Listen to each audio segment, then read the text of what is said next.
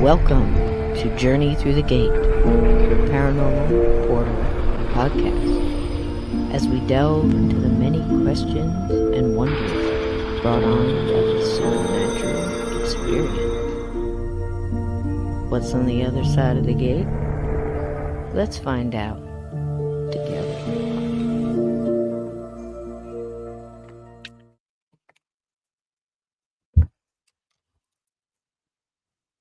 What's up, folks? Right? So, what are they saying now? No.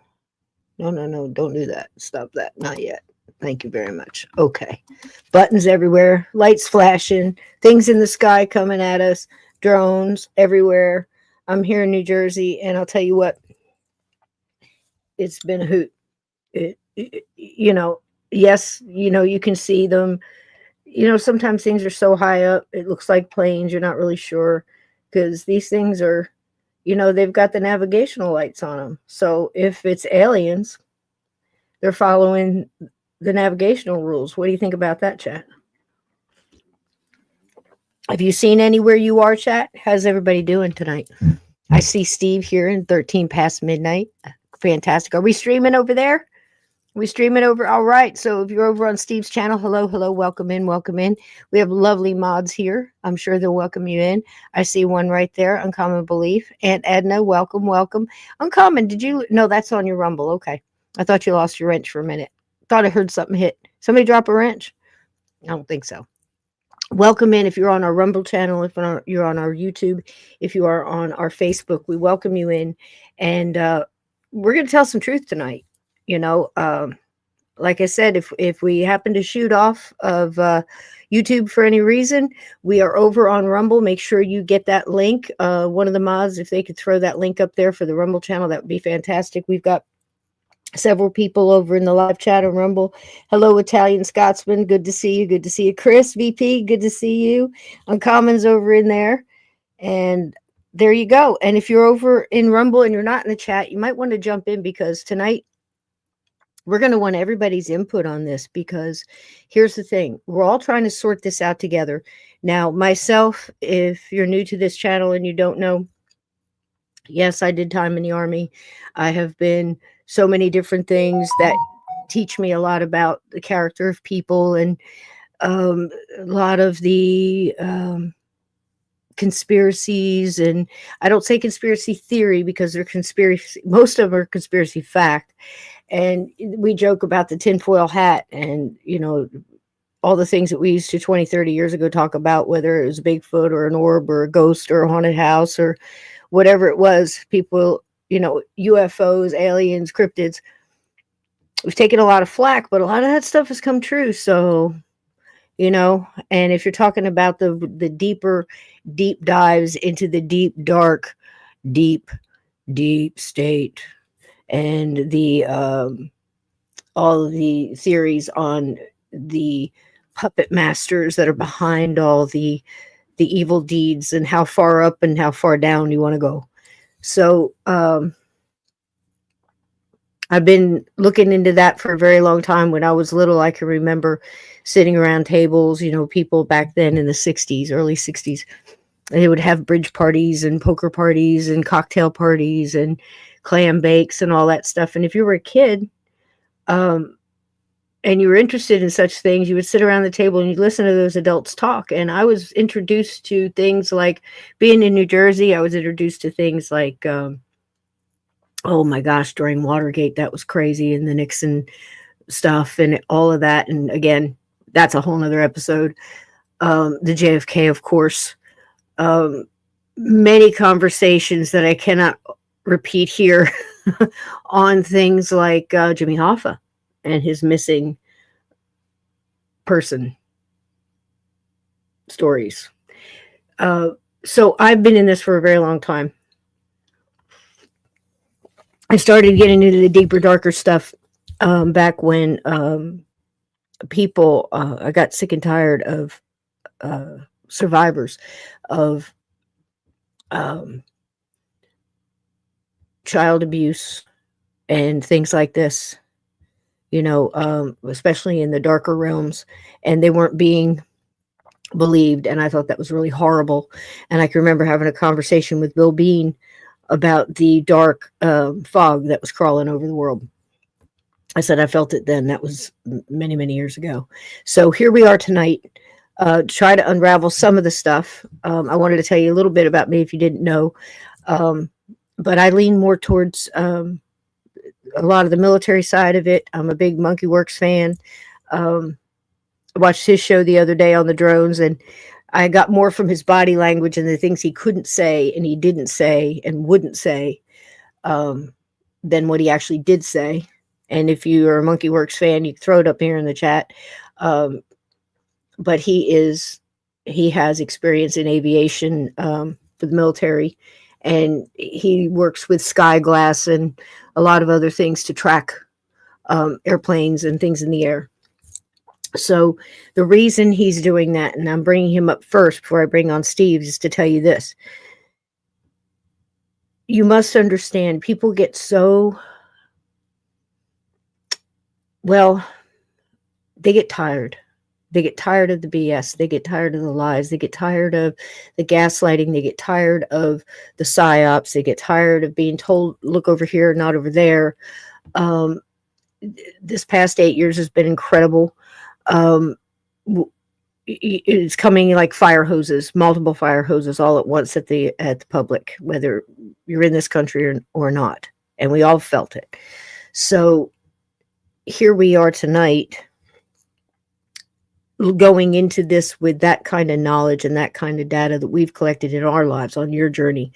You guys are here for a reason, and I'm sure that you don't poo-poo all conspiracies and things like that, whether you believe in aliens or you believe in one kind or you believe that there's multiple types.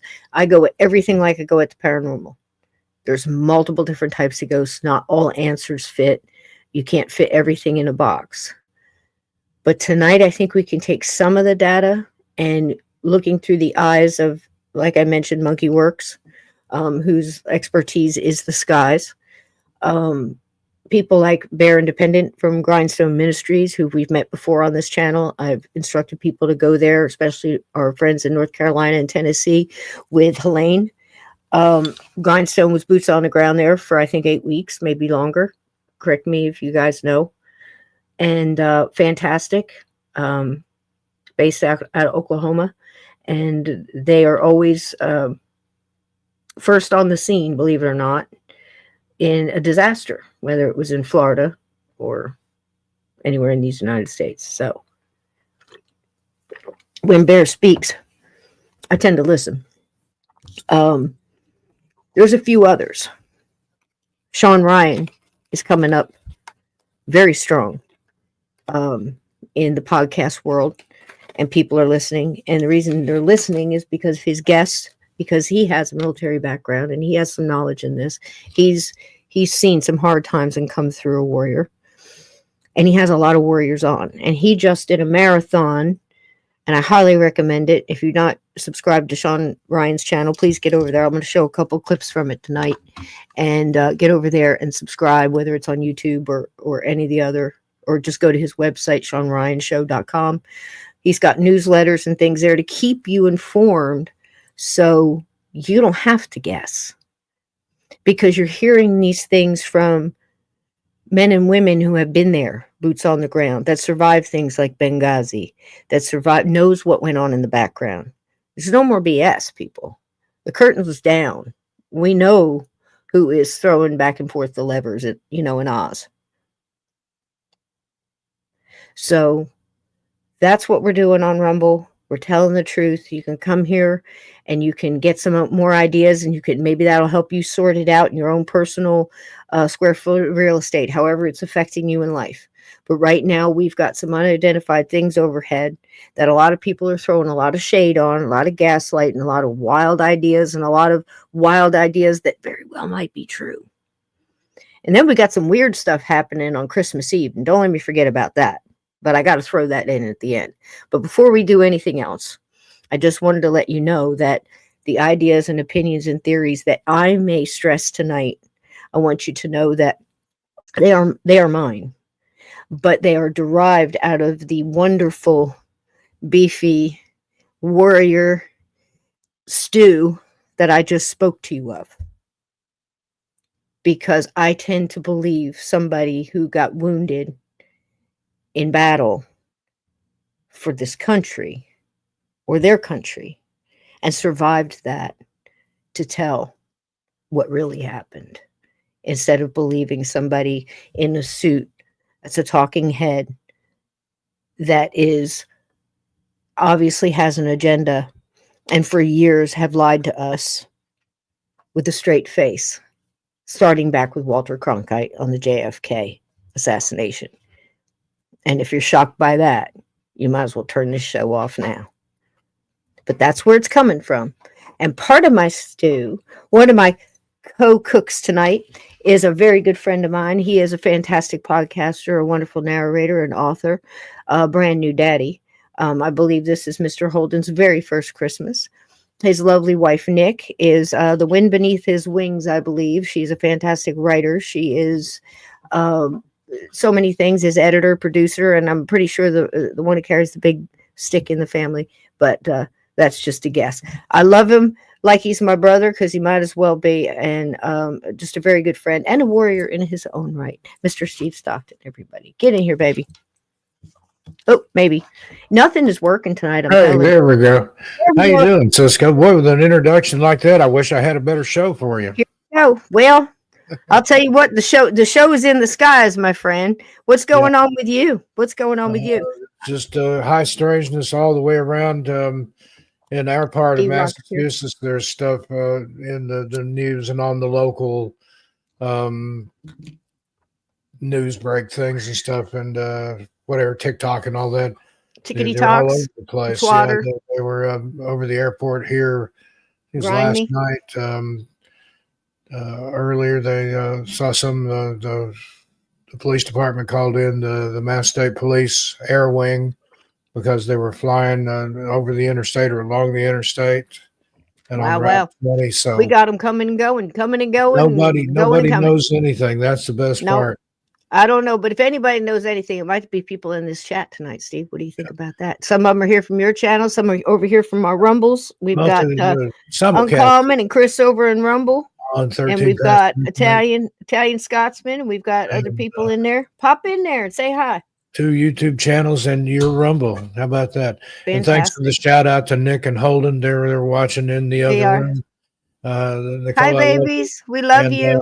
I've shared a picture there with that's Holden earlier today. Here he comes. Look at this little snowman. Look. Over the river and through the woods to great grandmother's house. So there he is. Oh my goodness. Look at him. I love the hat so much. Yeah, I love that trapper hat. I do too. Hi, Precious. Merry Christmas, baby. That's so cute. Well, here we go with our chat, Steve. Let's say hi to these fine people and get this kick this mule. What do you think? So hey to D-Rock. D-Rock's in here during the show. I love that. Usually he sneaks in after. Been watching all along. He's one of our favorite chat stalkers. He's lurking and listening, aren't you, sweetie?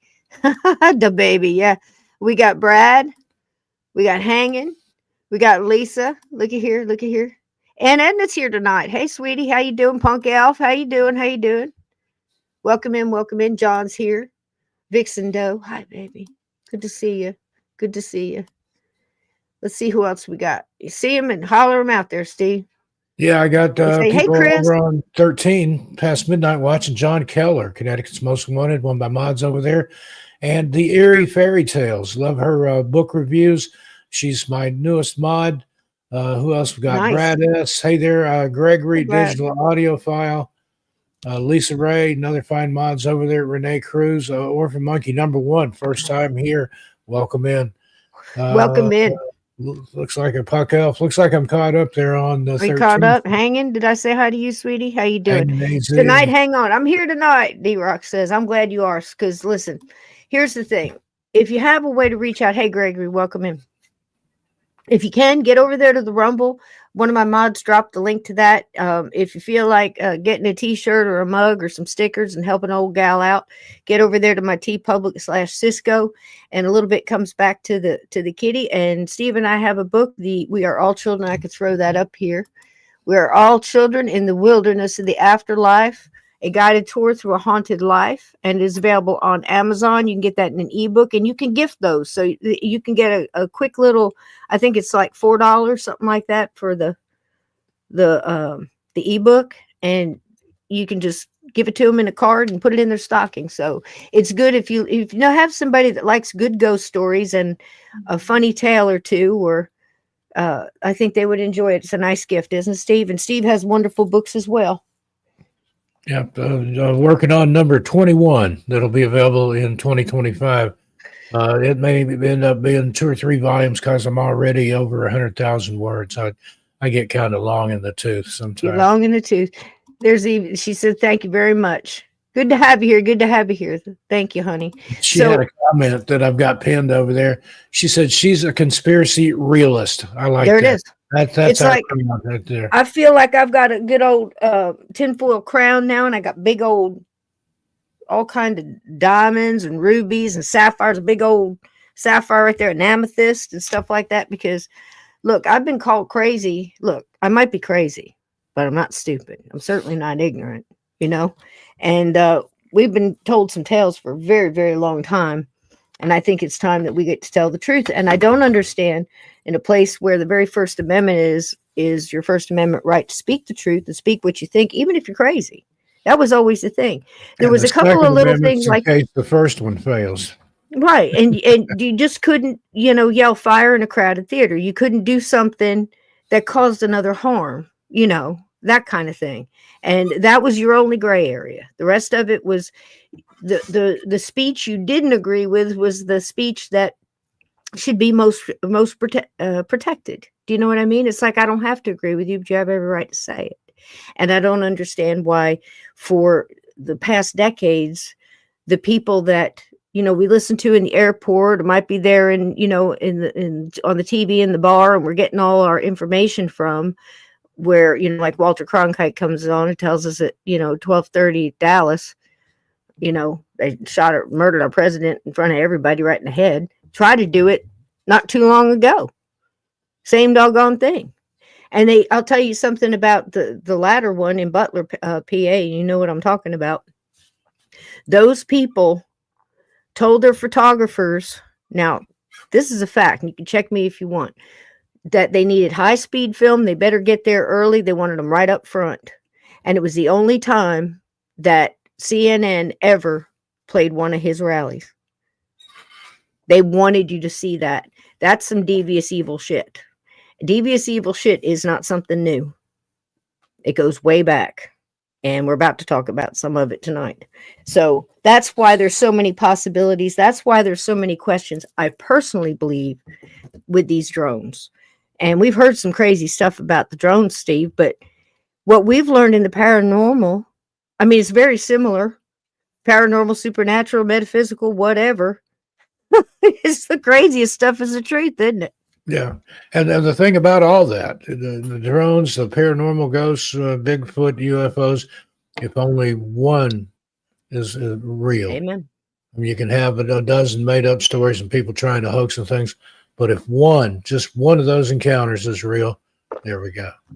There you go. Say hey to Brad S. Red Owl Paranormal in the house. Hey, Red Owl. Welcome in. Welcome in. And again, I think a lot of us go at all these things. That's why true crime and history and cold cases, all this stuff, it just fascinates us, because it's just all deductive reasoning. So if you take the fact that that we've been lied to for decades, that the Smith-Mundt Act was put back into, I think it was in 2009. I could be off on the year, but I know it was during Obama's administration. And Go and look that up if you don't believe me, and go Google it. It's better if you have a Brave browser, or even DuckDuckGo is so compromised now, but Brave browser I think is working pretty good. You might get a little bit quicker results, but look up the Smith-Mundt Act and see that it actually allows propaganda to be told to you. This is why the news gets to do what it does. This is also why Congress, on the floor of Congress, can tell you anything that they want and not get in trouble for it. That's why people like Adam Schiff can get on the Congress floor and say, I have seen the evidence. I've seen all the evidence. It's this, it's that. And then come out and go, I don't know what you're talking about. And you can't touch them because that law was put into place. So the only way to do those is to change those things is first be aware of them and then change the law. Plain and simple. We've been asleep for a very long time, but I think we're waking up. I don't know about you, Steve, but our eyes were open a long time ago, because once you start looking, once you have an evening talking to somebody that spent the night in a weekend in a cave with a family of Bigfoot and got out because he fed them tobacco, drones isn't that big of a leap, is it? That's the Albert Ostman case back in the 1920s. What a great story that is, to look that up.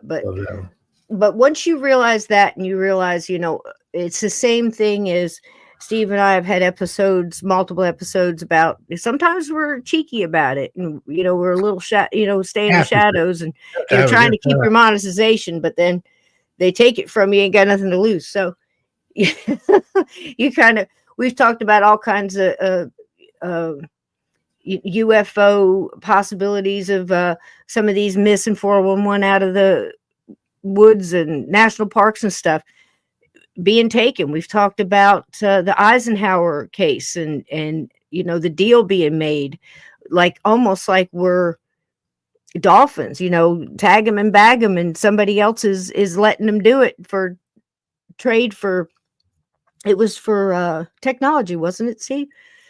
Mm-hmm. Technology and them not blowing us off the earth or something. Yeah, you don't sign a treaty unless you're trying to avoid annihilation, or promising not to annihilate. And I think that's what I'm thinking. The ones that are going to be annihilated. Hey, Mary Lynn Bott from East Tennessee, fellow East Tennessean here, born and raised. How you doing? Welcome in.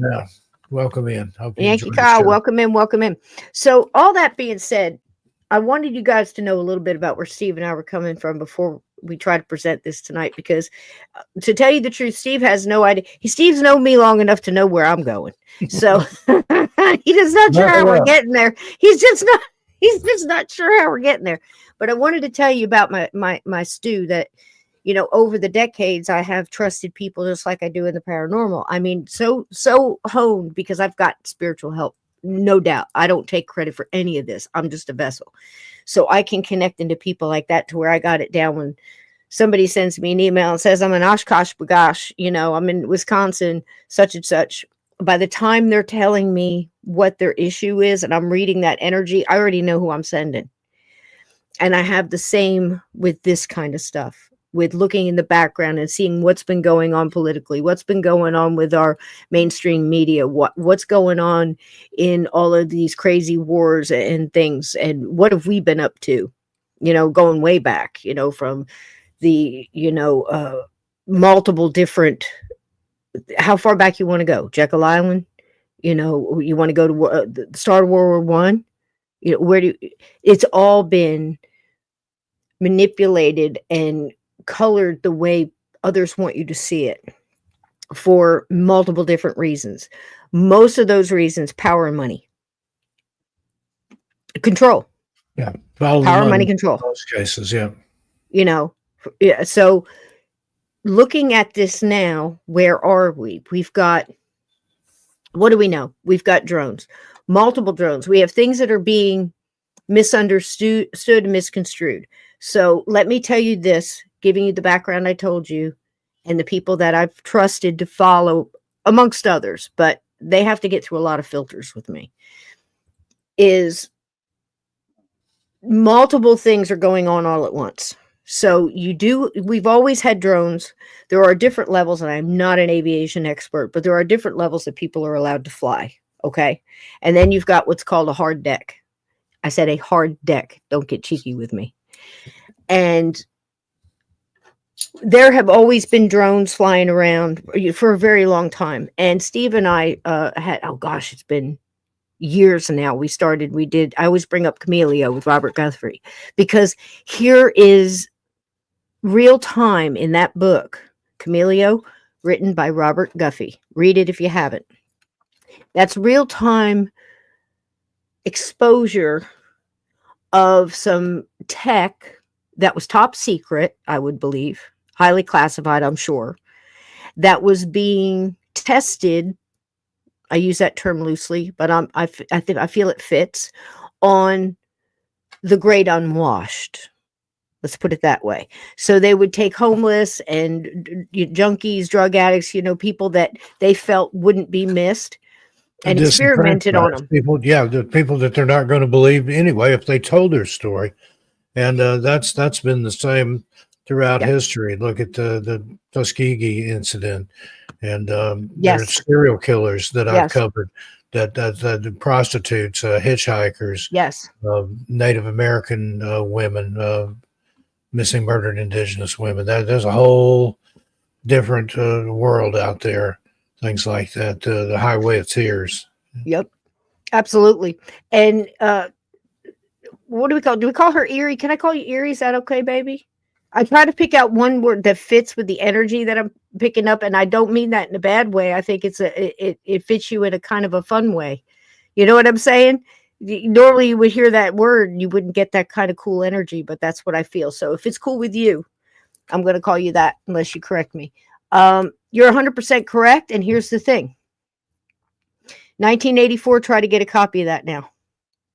Try to get a copy of that. If they're going to go back and take cigarettes out of the hand of Walt Disney and other people, I mean, just so many things are being changed and kept from you, and it's insanity. It's absolutely insanity.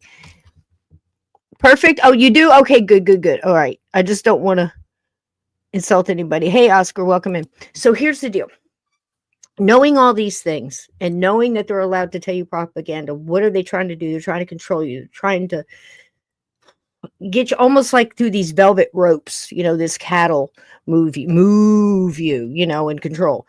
And I think that magic spell of whatever you want to call it, MK Ultra, PSYOP, a lulling asleep, keeping us busy, keeping us paying bills, kind of, just really ramping it up. Everybody got so busy they weren't realizing what's going on. Well, something has happened in the past, I think, several years, where people stopped and their consciousness was kind of raised, and they started seeing things, and then more people started seeing things, and more people. And I think that honestly also goes with spiritual warfare, the way it works, where you get that separation, Steve, where like in The Stand, some went to the cornfield, some went to Las Vegas. Wasn't that it? But, you kind of start feeling that. Art Bell called it the quickening. Many people called it the awakening. Many people called it several different names. It all basically means we woke the fuck up and we're starting to see stuff. So we can look at stuff like we're going to see tonight with a whole different set of eyes. Okay. And we're going to try to decipher this. But I wanted to make sure that in the beginning, I told you that most of this I pull from the military. And one of the number one things I can tell you from the military side is military operations are often not discussed in public ahead of time. And I cannot understand the vast amount of the public that cannot understand that. Wrap yourself around that, because here's the deal.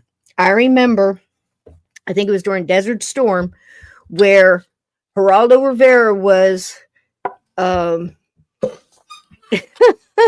he was running with a squad out there, and he said, I can't tell you where we are. So he drew a map in the sand and told everybody, the enemy, on live television, exactly where the entire regiment was.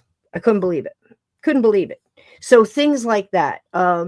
When Donald Trump came out and said, we're not going to tell people what we're going to do ahead of time, like the past 3 presidents would do. They would be so boisterous about it. They would come out and tell, because of course all the different things were set up. You have to understand. I've been playing with lives for a very long time. And my point for tonight's show is to quell the fear. Don't be afraid. I can't tell you that there's nothing to fear, because if you don't know, you can't say that. And that's something our government is saying, or anybody they're putting in front of a camera. We don't know what it is. We don't know where it's coming from, but we know there's nothing to worry about. What kind of psychobabble bullshit is that? Exactly. So we're here to go down a rabbit hole and see what's going on. What do you say we kick this mule, Steve? You want to say anything before we get started? Interesting times that we live in. I've been repeating that almost like a mantra lately, and it's never like been a mantra. Like a mantra. I think we've got it in the order that we would like to go in. I believe. I'm still trying to work through this. Hey, Gurphy. Maybe David this Lancaster, is how are it. you doing? Oscar Reyes. I think this is right. Sometimes it shifts it. So there's another Cisco, spelled CISCO, over on 13 past midnight. You were just inside. It's not that one. That was so good. I got let's just play this one in. You walked out. Why? I walked out because it was worthless. It was the biggest amateur hour presentation I've ever seen about anything. Okay, it was ridiculous. There were no answers. Every question that was asked by a member of the state legislature, great questions, no answers, no resolution. They don't know where the drones are coming from. They don't know who's doing it. They don't know why they're doing it, but they say there's no credible threat. It was annoying to be there. I drove 2 hours to be here today, spent an hour in there. I love them. 2 hours back. The biggest waste of 5 hours in my entire life. Jersey boy. You called this meeting. No idea. Why would you call a meeting and tell people you don't know anything? I have no idea. And then when the legislators would ask questions, there were no answers. Here's the most frustrating part. The colonel of the state police said that he had a helicopter of his flying over above one of these drones, a 6-foot drone or something. I can't remember exactly what he said. And he felt unsafe for his helicopter, so he just let it go. Just let it go. But where'd it go? Who knows? You know, didn't want to follow it because you didn't feel safe. Is that not the most ridiculous thing you've ever heard? I mean, honestly. Do they have any idea where these drones are originating? No, they don't. They would. Maybe if they followed that sucker when it landed, they would know, but they don't. This is a complete lack of effort, in my opinion, on trying to figure this out. This is not about ability. We have the technology, we have the people, we have the training, we have the resources, we have the money. It's just a lack of effort. I mean, why? I don't know. They should be saying, you know what they should have done today with productive use of our time, if they didn't know anything, come in there and say, hey, legislators, we don't know anything, but if you get us these 10 things, do these 10 things for us, and the governor calls in this kind of action, we can figure it out. Will you help us? And then we would have helped them. But instead, it was just excuse after excuse, and we know nothing. It was infuriating, and I got up and I walked out. You've been in the service, right? Yeah, I was an attack helicopter pilot, Apache helicopter pilot in the Army, and I helped stand up the initial unmanned aircraft training battalion in the aviation sector of the Army. So I know a little bit about what I'm talking about, and these guys are not doing the job they need to do to figure out what's going on, and that is the Department of Homeland Security, the FBI, and the state police. And they're saying no threat to Americans. They're saying no threat, but how the hell do they know? They don't know anything. They don't know what it is. They don't know where it come from. They don't know nothing. When I walked in here today, I was actually pretty calm. I was excited to be here to find out a couple things. I thought they'd be like, hey, listen, it's FedEx trying to figure out. But instead, I got the most ridiculous amateur hour briefing I've ever sat through. Wow, that's truly upsetting. Yep. All right, thank you. Well, there you go. That's a Jersey boy. He is an elected official. And as he stated, he drove 2 hours to get there, 2 hours home, went in there. They couldn't tell him anything, and he got up and walked out. And again, military background, man flew helicopters. He knows a little bit about what he's talking about. And it is crazy. It is frustrating. People are coming out of their houses. We've been watching stuff for weeks. Now, it started around November 18th. And for some odd reason has been every day, mostly in the evening, around 6 o'clock, 7 o'clock, it starts, and it goes about 6 to 8 hours and then stops. The only day I know of that I'm hearing from my sources is Thanksgiving Day was the only day they didn't fly. So if it's aliens, they celebrate Thanksgiving with us. I mean, how odd is that? That's like, there's so many odd points and facts to this thing. Steve, your thoughts? That's a Jersey boy, by the way. You know, look, we're just not going to take crap. We're not going to sit. He's fantastic, right? Go ahead. It's just, again, it makes no sense. If they don't even know whether it's a credible threat or not, how can they sit there and tell you, oh, but it's nothing, but we don't know what it is. We don't know whose they are. We don't know where they're from. We don't know. We don't know. We don't know. We don't know. But don't worry about it. That doesn't make me feel very I safe. know. I know. Let's see what this one is. I think this one is correct. I think. Let me check. Bear with me, guys. They put their stuff in their own little order here and not the order I put it up in. I want to be sure you're getting this. Okay, so we're hearing. Let's see what this one is. I think this one's a good one. Might have to see this is a reporter that saw 50 drones. I hope it'll load. Come on, guys. Let me go back one. Hold on just a second. Okay. Boop, boop, boop, boop. Come on, News Nation. Give it to me. We don't have a foot fetish here. Where'd you go? Where'd you go? Let's see if that loads. Okay, we'll do another one. Hang on, I got plenty here. All right. Which one is that? No. It's back to the Wizard of Oz thing. Pay no attention to the man behind the curtain. So the man behind the curtain. All right, this one is in New York. Now, it is spreading. Now, everybody keeps saying it's just in Jersey. It was just seen in New Jersey. But remember what I said in the opening. These things have been going around a lot. And they also have been, I think this is a different kind. It's definitely a different group acting differently. But there's been delivery drones and people messing around, personal drones and stuff like that. I had a lady come to me the other day with a meme that had a picture of a little white drone. It was probably in the $2,000 to $3,000 range, maybe. You know, it was just on your higher end of personal stuff that we could go out and order off the internet. Probably really good cameras, but nothing like this. And it had a picture and it said, officials saying, if do not approach drones, if one lands, they may explode. Call the bomb squad. Call the hazmat. Look, you're going to see lots of stuff out there with like that. But what is the common sense reaction you would have to an instruction like that? Maybe they want to get to it before you do. Maybe they don't want you touching it and looking at it. I'm not saying to touch it, and I'm not saying not to. I'm saying, why would they say it? Do they think that there's something wrong? Why would they say in the same sentence, there's nothing to worry about, but if you see one, call the bomb squad? Yeah. It creates fear and confusion, does it not, Steve? You know what I mean? Absolutely. And then the one you were talking about when we had a phone call where the crash landed in Lowe's parking lot, they rushed there, scrubbed it out of the area, and then sprayed the area down with a hose. It reminds me of Roswell. You know, I covered up very evidence, get in there, and then, you know, saucer crashes in field, and then the next day, oh, it was just a weather balloon. Here's some tin foil that was left over. Right. Any of it, like Roswell, like the bell that fell in, was in Pennsylvania.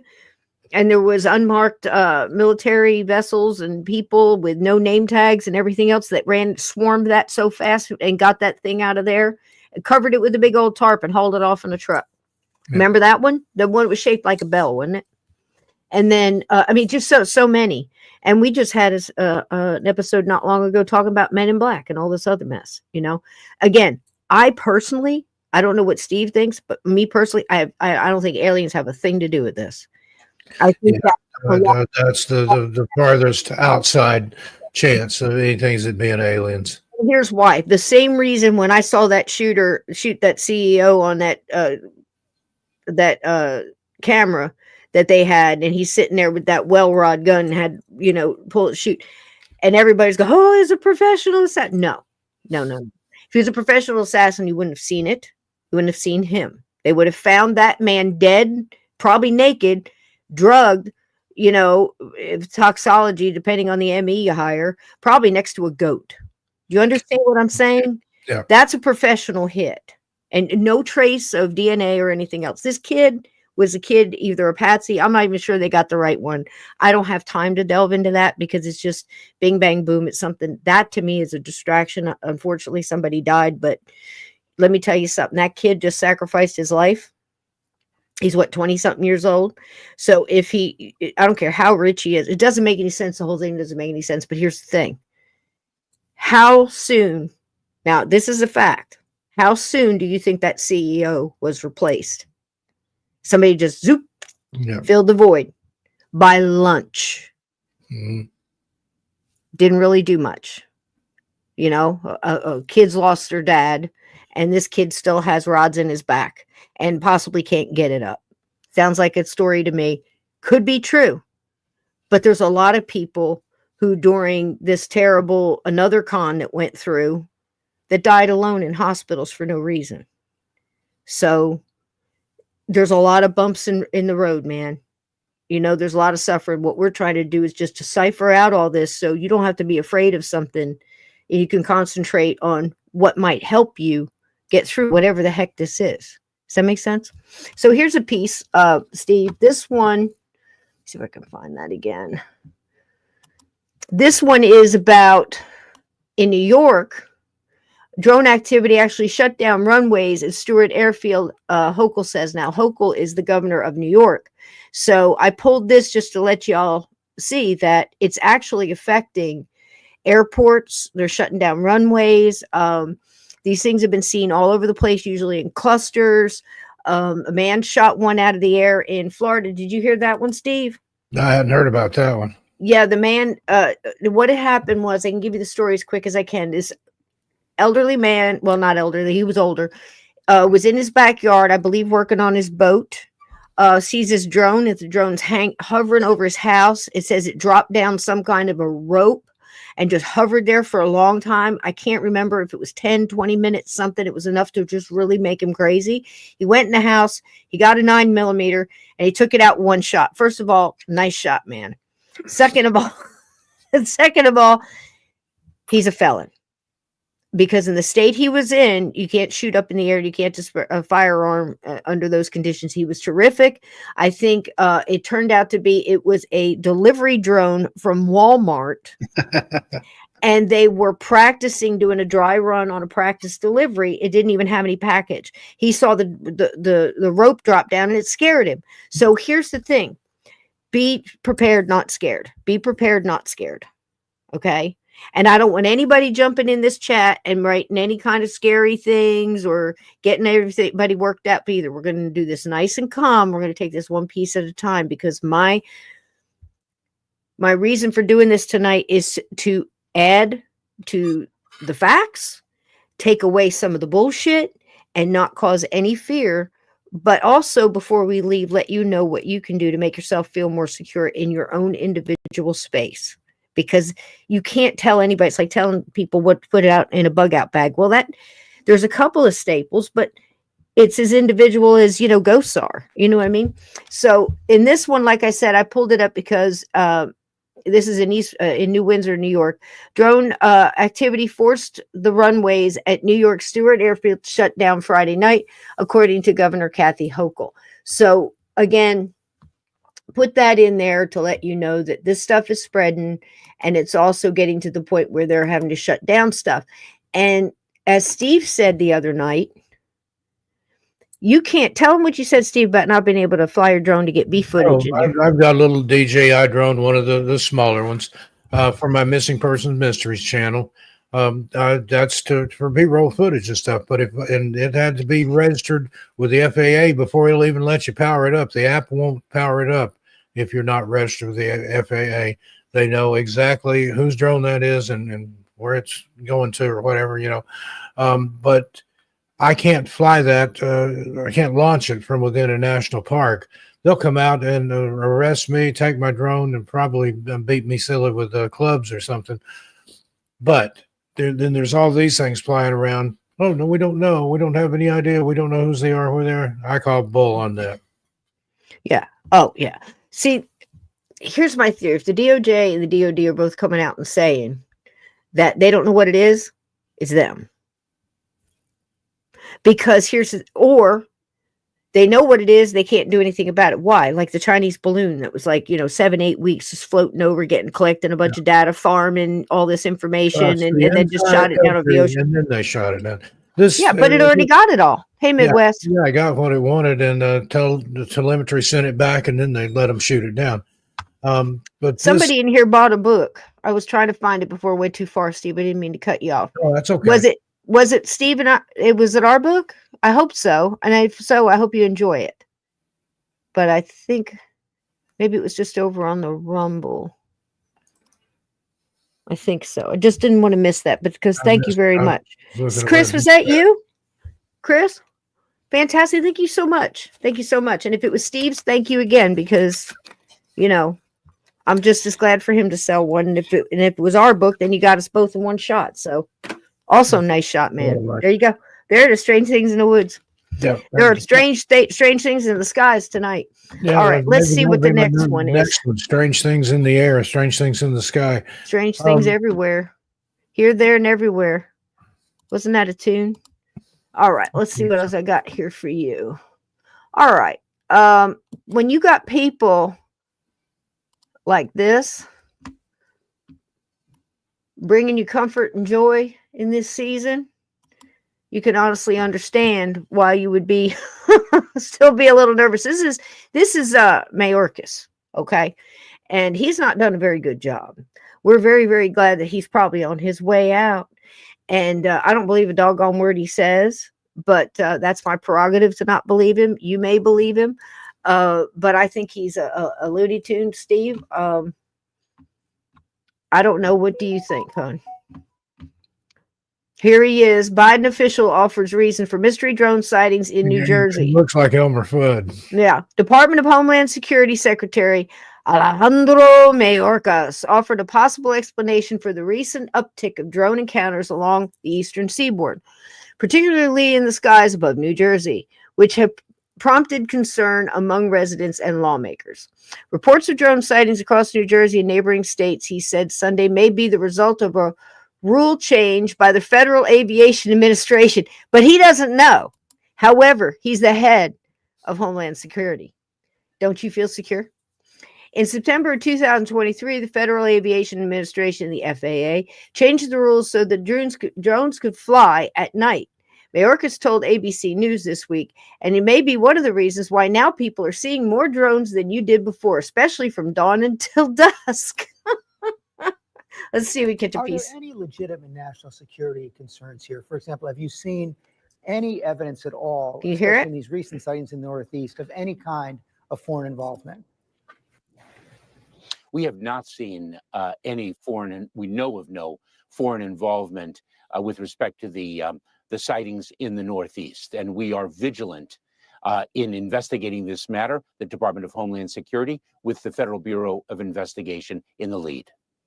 But there have been concerns in the past. In fact, a Chinese national was arrested in California this week, allegedly for flying a drone over Vandenberg Air Force Base. Last year, you had drone flights over Langley Air Force Base in Virginia, over a nuclear facility in Nevada. So what is the national security concern right now? Well, when a drone is flown over restricted airspace, we act very, very swiftly. And in fact, when an individual in California flew a drone over restricted airspace, that individual was identified, apprehended, and is being charged by federal authorities. And so we act as swiftly as possible when an individual does fly a drone over restricted airspace and violates the rules. You know, there are, George, more than 1 million drones registered in the United States. That's an awful lot. But bottom line, you're saying Americans have nothing to worry about? Look, it is our job to be vigilant in the federal government with our state and local partners on behalf of the American public, and we can assure their safety by reason of that vigilance. We've deployed personnel, technology, and if there is any reason for concern, if we identify any foreign involvement or criminal activity, we will communicate with the American public accordingly. Right now, we are not aware of any. If we become aware of any, we will communicate accordingly and take appropriate action. Well, oh, that, and he didn't really say a damn thing. Not a fucking thing. Did you hear? Now, do you better? Here's the thing. We don't know what it is, but we can tell you there's nothing to worry about. That's all I'm hearing. And again, if they're saying that they don't know what it is, he's the head of Homeland Security, soon to be booted out of there by Mr. Tom Hogan, who is a pit bull. And I cannot wait for day one. Cannot wait for day one. Unleash him. So this guy, even though DJT is up there on Truth Social and says, if we don't know what they are, shoot them down. The American public is upset. How can you let something in our airspace that, no, he didn't say this part, but he's, has spoken before, but not in that quote about, shoot it down. If you don't know what it is, shoot it down. Why is it in our airspace? We said this on our show last week. Now, we pay good money to have our security, and our borders are being overrun. Our skies are being overrun. They're telling us they don't know what it is, but no, don't worry about it. Just go on about your business, go to work, pay your taxes, and give us the money because, you're not smart enough to know how to spend that money.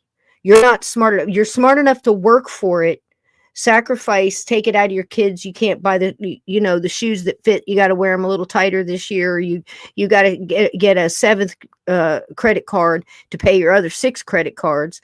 Trying to, first you started trying. I think we get caught up in all this material stuff and live outside our means. Steve and I grew up, we were told, and I'm just guessing, but because of the decade, if you can't pay cash for it, you can't afford it. And somehow they got us in this credit card, in debt. We're in debt to ourselves and trying to keep up with the Joneses and trying to buy our kids food and trying to pay medicine and this doggone Obamacare that went out of it was fine before he messed with it. I can remember being able to afford to go to a doctor. Yep. What happened to that? My body, my choice. Your doctor, you can keep your doctor.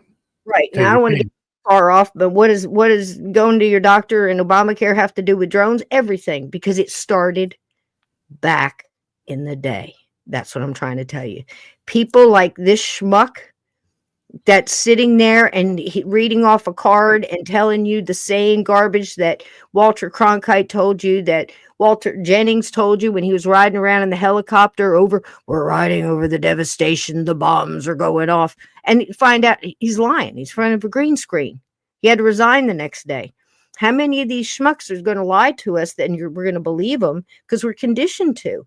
Because the TV is on in the bar, it's on in the subway station, it's on in the airport, and these talking heads are reading off of these 3 a.m. talking points, and we're conditioned to hear it in the background and follow along. Well, something happened, and that black magic doesn't work anymore.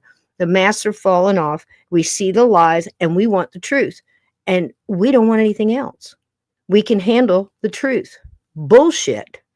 For you filtering it for me, I will understand if it was a military operation and they had to keep it quiet as to not cause the mission to have to be aborted because everybody knows about it. If you know the secret, the secret attack isn't gonna work.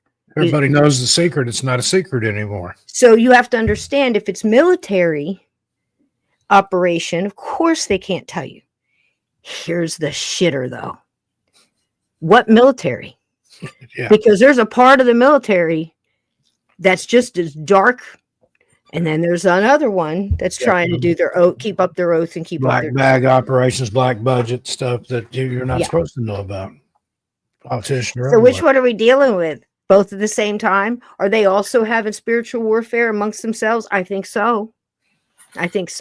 So do I think it's possible that these guys who are supposed to be in charge of our protection and our security could be in cahoots with somebody else that doesn't have our best interest in mind? You damn well better believe I do. This is my opinion, but I've got a whole string that goes way back. It's like they keep doing the same thing, same playbook each time, and every time we fall for it. Even when people like Robert Guthrie tried to tell us that they had cloak of invisibility, they were making tanks invisible, Steve. They could see the tracks in the sand, the people said, and harassed them and mentally drove them crazy and everything else. And so nobody would believe them. Well, honey, that's what they're trying to do to you right now. So what are they? Again, I don't know, but what makes sense to you? If they're saying they don't know what it is, but we're pretty darn sure that they should know, what are we talking to, the dark side or the light side? We don't know yet. So these drones could be part of some kind of military thing to be out there doing something to protect us. Okay. So they're not there during the day. What would they be doing at night?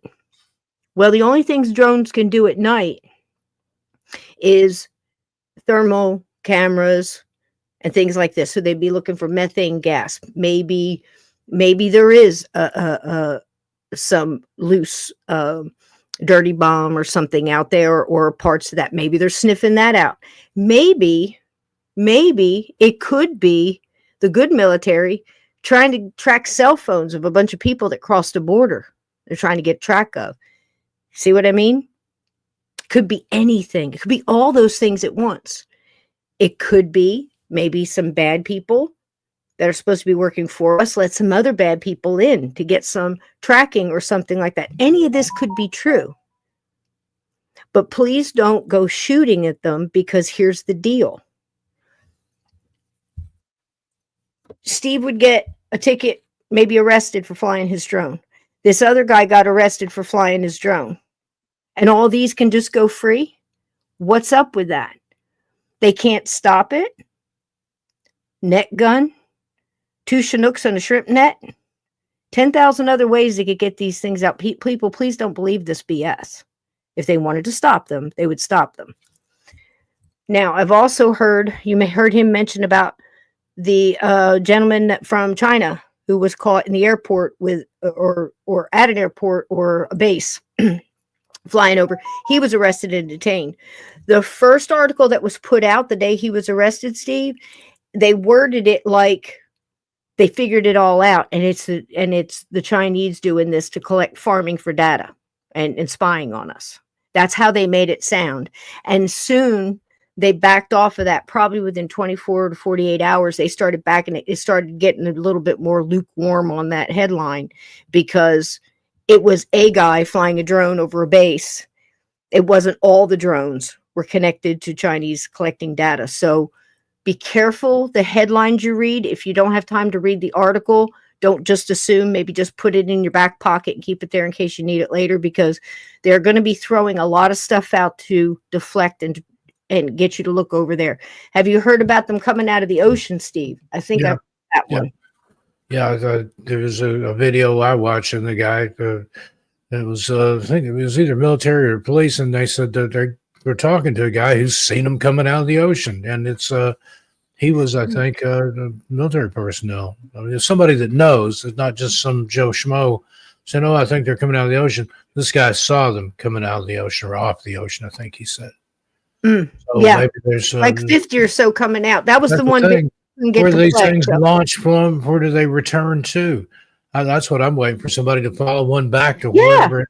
We had, and you told them we've had 2 crash so far that I know of. I don't know for sure if they were one of these groups, because again, like there's one thing Mayorkas said that I think that I would say is true.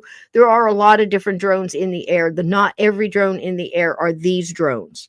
A lot of small Piper Cubs and small planes and things are being mistaken for these drones. As everybody's going hyper crazy now and thinking everything with a blinking light on it is a drone. I've actually even heard people say they were demons. Now, come on, people. Come on. I can tell you, I'm not saying demons aren't out there, but they're not blinking red and green unless they're Christmas demons, which again would be in the Krampus category, and that's another show. All right, Steve, listen.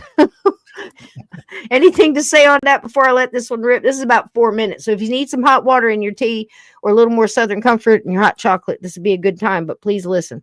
Ready, Steve? Roll that beautiful bean footage. Here we roll. I think.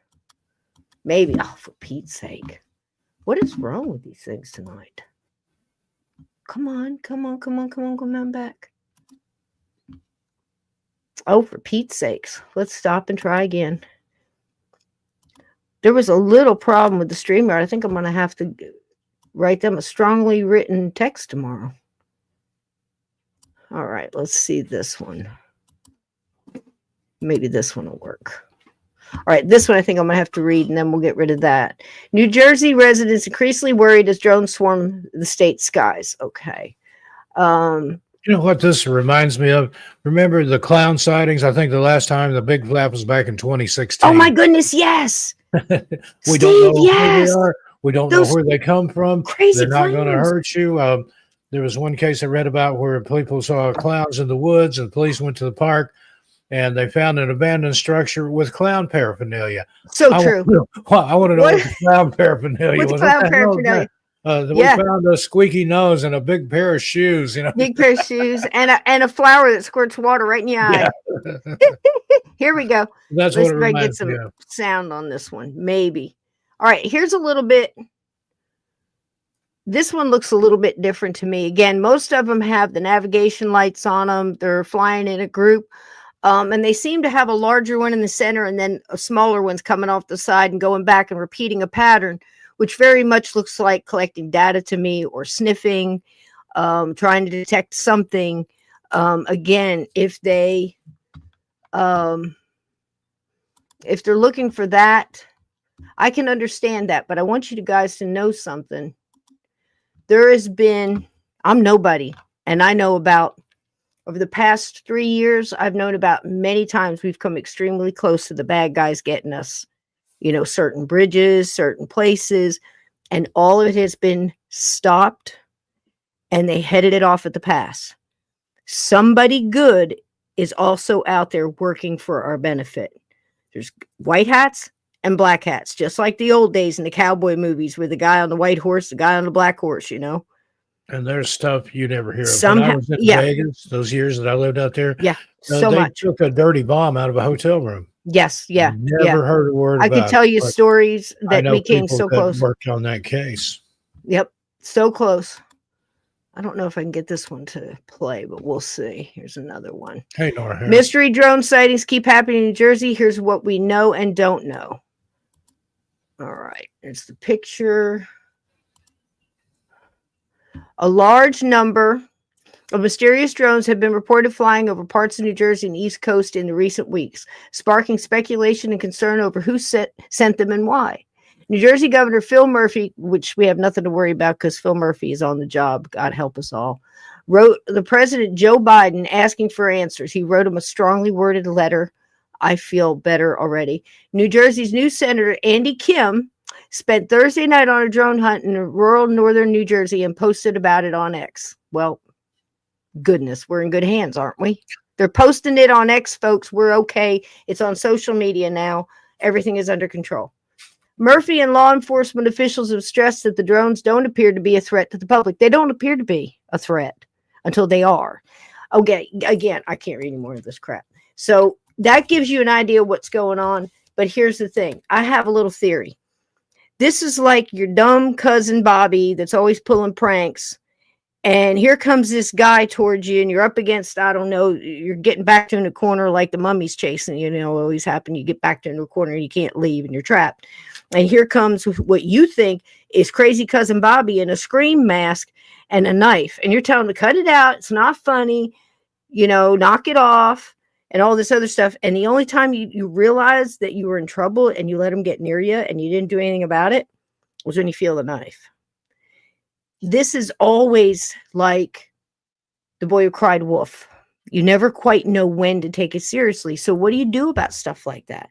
If you can't control, the people that are in control, and you can't believe the people that are telling you not to worry, you have to go back to yourself. What can you do to make sure that your situation's better? Have some extra food, maybe take care of things that you need to. It always goes down to bullets, Band-Aids, and beans. Make sure you have water and your lard candles and you got your loved ones, everybody's paying attention. And this is what you can do. If you're going to feel better, packing up your stuff and leaving the East Coast, do. But here's the thing. They're all over now. So where are you going? You might want to think, don't panic and say, what can I do to better my situation? And once you start taking control of what's around you, you feel a lot better, and sit back and just take in all the information and discern what's best for you and act accordingly. This is really all you can do, but there's no need to panic, because here's the thing. Most of the people that are listening to this channel right now know that when you fear, this is what the evil entities like. It's called loosh. And I will not fear for them, because I'm not feeding these bitches. And I don't think you should either. So be happy, enjoy your life, love your loved ones, do what makes you feel good, and just keep an eye on things. And I'm going to give you some answers before we leave here that might help you a little bit more and give you some information that when you hear headlines that might scare you, you have this on your baseline so you can sort it better. Because there's some smart people out there trying to discern what's going on. And I think they've got some really smart ideas. But keep in mind, like Steve and I just said, there have been multiple things that were supposed to happen that would not have been very good that were stopped. They were stopped for a reason, because this time, folks, I think the good guys have got control of the board. And I know it doesn't look like it right now. Hang in there. Okay? Because if you just woke up and are just noticing what's going on, I've been watching this stuff for 20, 25 years, and I'm telling you, the lights are coming on, even though it looks really kind of dark in some places right now. So hang in there, be the light, okay? Steve, you want to say anything while I pull up another one here? I was reading the chat there. Gurpy saying if you want to get away from drones, go underground. I don't think a drone will follow you into a cave. So that's something to think about. It's possible. Let's see if this one plays. This one's interesting because this is another person who the Pentagon has shot down. There we go. Come on.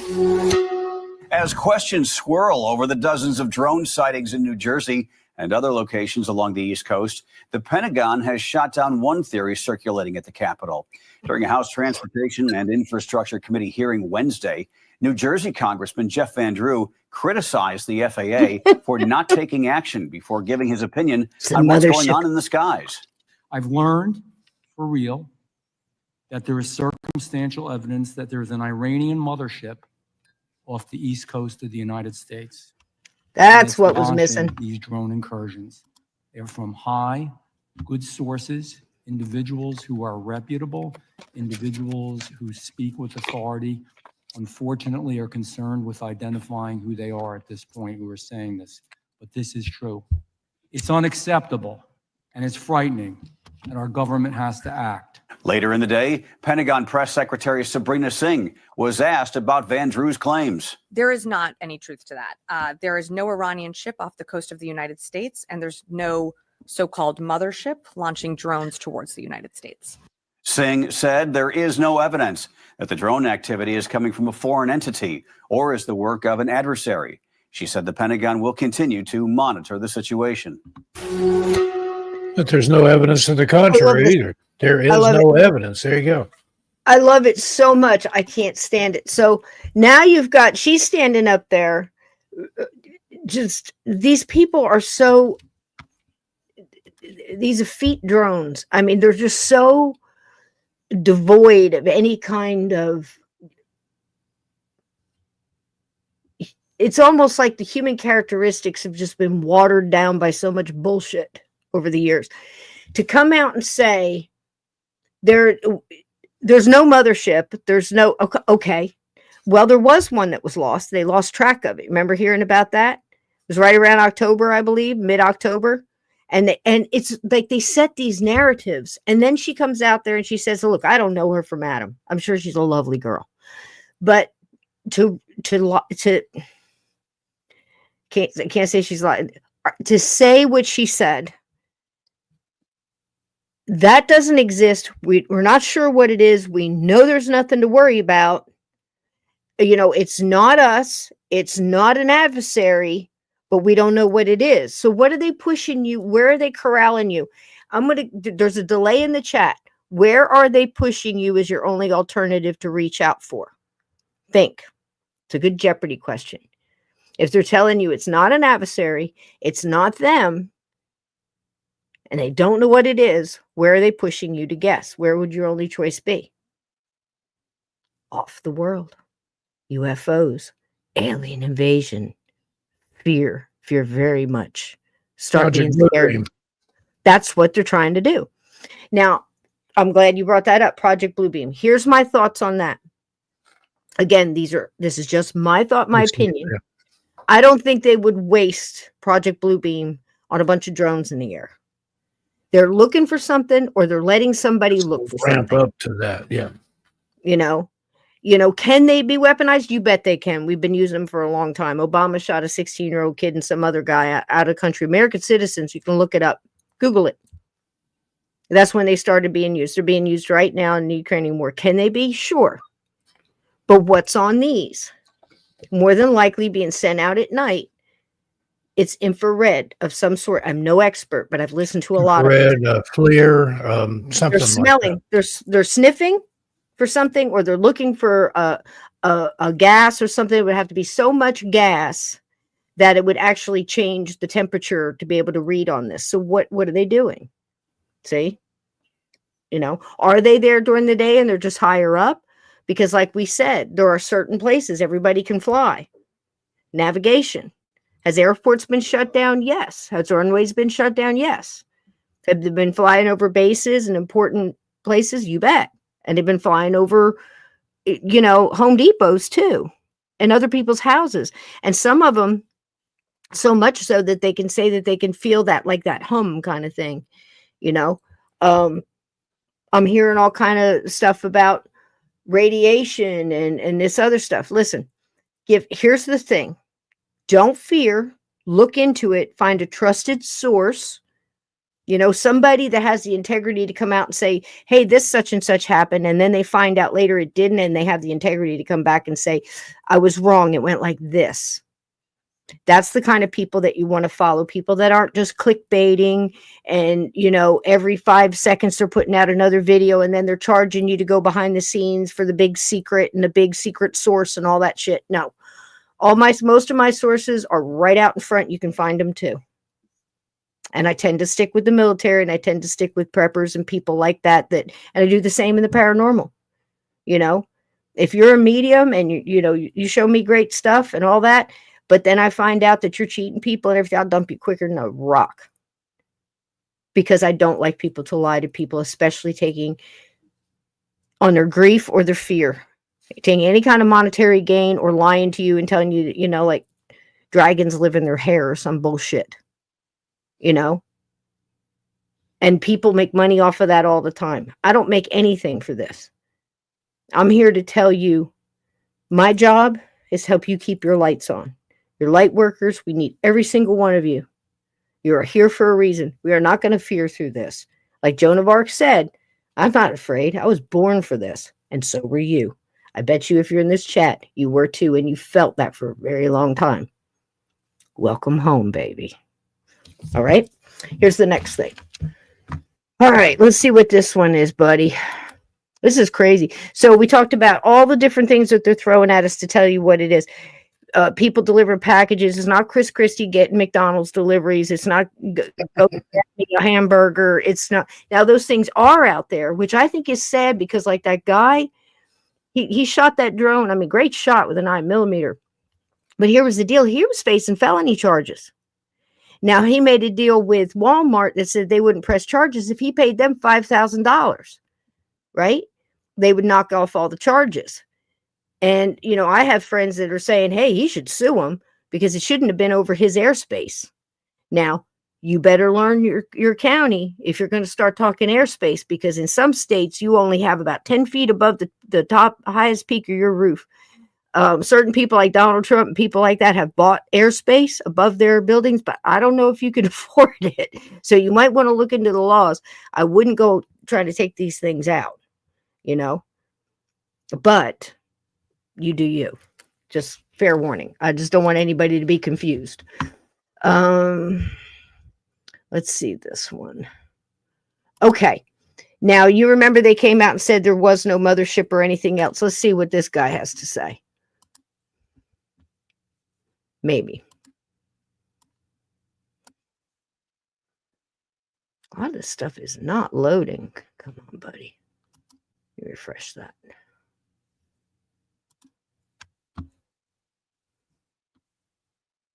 This guy's a real winner, too. Your floor manager has been with you since day one. You know what I'm saying? Come on. No, don't do this to me. No, go back. Oh, you jerk. Boy, they must have heard me. They got me. Here we go. No, did it again. I don't want to visit the ad. No. Go back. Play it. All right, this is Iran's new massive drone ship left home port last month and went weeks without being spotted. So if you hear about, if it's not going to let me play this, if you hear about, well, a ship, went missing. Look, this is like a battleship, a carrier. And all these drones, because they only have a short battery life, these seem to have between a 6 and an 8 hour, which a lot of people are telling you they got to be coming from somewhere because that's a massive amount of airtime on a drone. But they don't think it's coming out of the middle of the ocean because they can't wrap their minds around there might be a battery they don't know about or something else. Again, you're being gaslit here. Well, things that are in the ocean, how are they powered? Nuclear powered submarines. Who's to say they haven't built a nuclear powered drone? A small fission reactor and something that's possible. Right. So the basic thing is when you see, well, an Iranian ship went missing, so it must be true. And you're a busy mom, you're a busy dad, you got to go back and forth to work, whatever. And you hear somebody read a headline or you see something flash by on your Facebook or your social media, you just catch a headline. You're going to be in fear thinking there's a mothership on the outside. Look, I can't tell you there isn't. But if you want to follow somebody who can read radar and who's going to tell you what he can tell you up and to the point where he can't mess around with, if it's a military op and he's been called and told no talk about it, he's not going to talk about it because he's a soldier and he's not going to mess up the good guy's gig. Do you see what I'm saying? So you have to understand that you're only going to get to be able to go right up into that line. And then you're going to have to start reading between the lines and you're going to have to discern for yourself. So the more information you have, the better you can discern. So if you hear something about an Iranian ship that went missing, yes, it did. They found it. It's fine. Went off a radar. You're also hearing about these things can fly in and out of frequency without being detected. It seems to be true. But if you're running the radar that's detecting them and you don't want them detected, you can say that. They're trying to get you, I believe, to think that it's aliens and make you scared. I'm telling you, folks, in my opinion, I am no expert, but if aliens were here and they didn't want you to see them, you wouldn't see them. Am I right, Steve? Yep. Portals and everything 100%. else. Yep. So, don't be scared by that. All right, next one. What else do we have in the bag? Ooh, that's the wrong thing. I wish they would go up in the order you put them in, because I don't know if you've ever done this, Steve. It had a lot of tabs. It sorts them the way it wants. It puts them all together and takes them out of order, which is horrible. Yeah, I've played tab bingo before with a Yep. All right, this might be. Oh, I like this one. I hope this one plays. This was. This is actually in my county. Fed up New Jersey sheriff, which I'm very pleased to hear. I'm glad we have a sheriff, at least close by that isn't putting up with any crap. Fed up New Jersey sheriff sends own drone to follow mystery flying objects. What happened left some stunned. So what's happening is they are sending up drones, and when you get the drone close to these other drones, the battery goes dead and they hit the ground.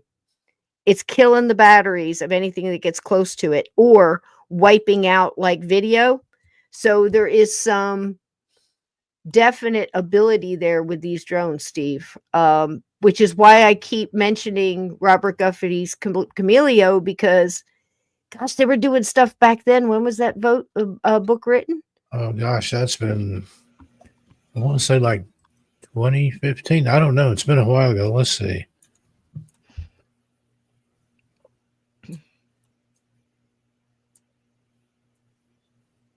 Ex-Maryland governor.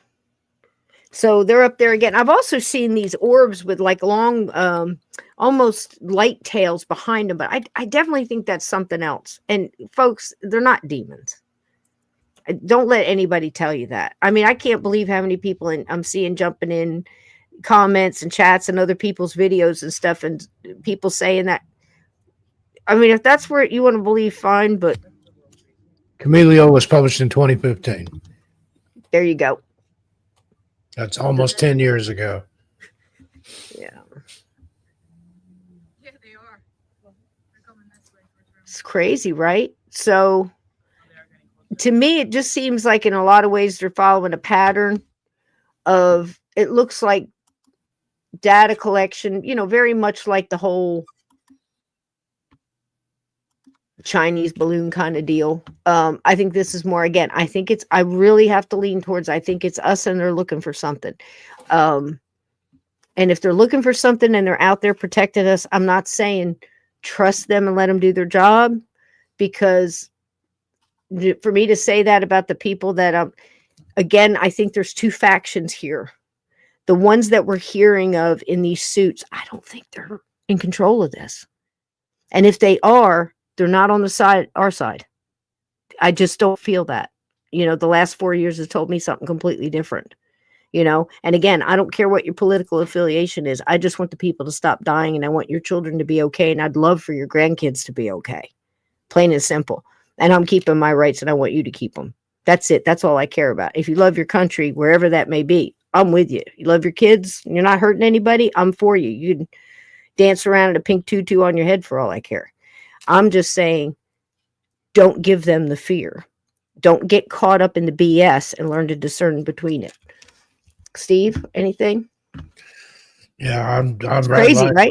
Yeah, it's just no sense makes sense. Okay, here we go. Let me see what else I've got here to knock this one out. This one can go. This Chinese. We did that one. We did that one. See if I can knock a few of these out so the other ones play nice. Let me see what this one is. Oh, that's the guy who walked out of the meeting. I don't understand why I drove 2 hours. Okay, so what's going on with behind the scenes? Is there anything to worry about? Well, yeah, there's a lot going on. You've got, name the country that's probably got a front that's fighting, and we've got a lot of other things going on, and we have a lot of things going on between now and the time that we tried it very hard to get some sense back in the game and knock some stuff out. We've got a lot of good people moving up, people I really feel good about, people that I've been watching for years and probably known for about 9 years, people like Kash Patel. Pete Hegseth is coming through. We really need him. If he was in charge right now, I wouldn't think about this. This wouldn't be an issue. They would know who it was before it ever got here, and it would be stopped if it was something bad. And if it was us in a military operation, they would come up with a more believable story to keep the public from being nervous about trying to sniff out something they were looking for. And something they're looking for this hard with that many groupings across multiple states, it must be something we wouldn't want to be here. So if they've stopped bad things from happening before, chances are they're stopping something bad from happening now. The question is, who's in control and who's trying to do what? Because when you have those two factions and they're both wearing the same color uniforms, it's hard to figure out who the bad guys are, which is why you don't want a civil war. Because if you think it's hard to discern from sitting on your couch watching TV, it's a lot harder when you're in the streets trying to decide which way to throw the rock. Those are hard words. Learn them. Because if you can prevent a war, do everything you can to do so. Which is why we just elected somebody who's probably going to stop a lot of this mess. And if not, I hope the train that's following them does. So the next one, I hate war. I've been a soldier. I've been on the call. You don't want it. Okay, here's the next one. Which one is this one?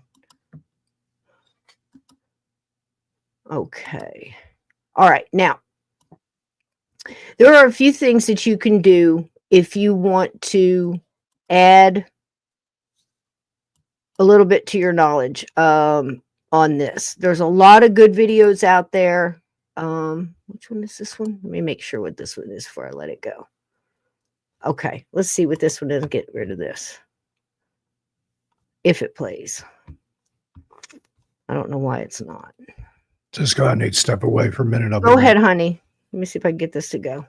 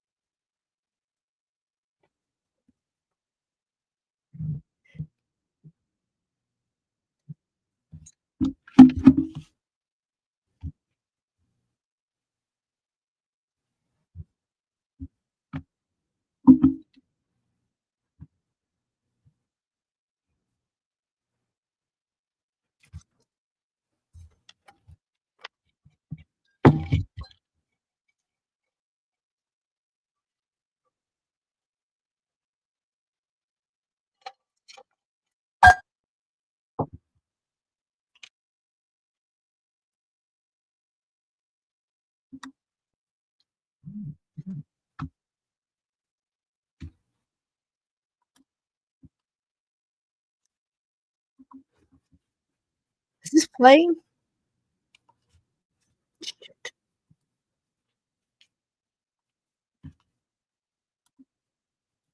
Okay, wait a minute. I don't think that was playing. Let me try again. Sorry, guys. Choo choo. That's a good one, too. Yeah, that's it. Come on and How work. can you credibly tell people that there is no public safety threat? There's no. From the Coast Guard, who said that one of their 47-foot motor lifeboats was followed by between 12 and 30. StreamYard, explain to me again why I'm paying you so much. Let's try this again. That's not going to work. Let's try this one. Okay. How do I want to say this? All right. There are some things out there. It's the last one. Let me see if this will work. Okay. I wanted to tell you this before we moved on to the heavier stuff. Drone mystery continues in New Jersey as experts offer new theories about the sightings. Drones spotted in vicinity of Wright-Patterson Air Force Base in Ohio, Air Force official. Okay. Yes, these have been seen over a base. I am right by Fort Dix McGuire. It's been by Pickaninny, whatever that name is. That's where they were first sighted. There's multiple bases and naval bases around here, and close by, on the East Coast. And then here it is.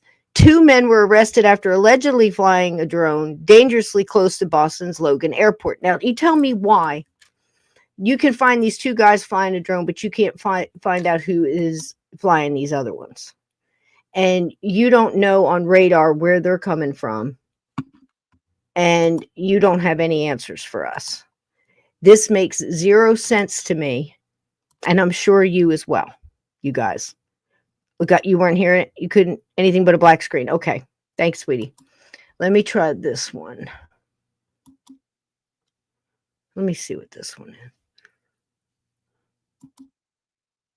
I don't want to do that one too early. Maybe this one. Okay. So, what can we do? What can we learn? You can watch some good podcasts. There is a podcast that is moving up, and I mentioned it earlier, and it is called The Sean Ryan Show. It's on YouTube. I believe it's on some other channels, iTunes and all the stuff. He's got a wonderful website, SeanRyanShow.com, where you can get a free newsletter written by the lady I'm going to introduce you to. And let me double check, see if this is playing before I hit. Okay, looks like we're good. We're good. All right.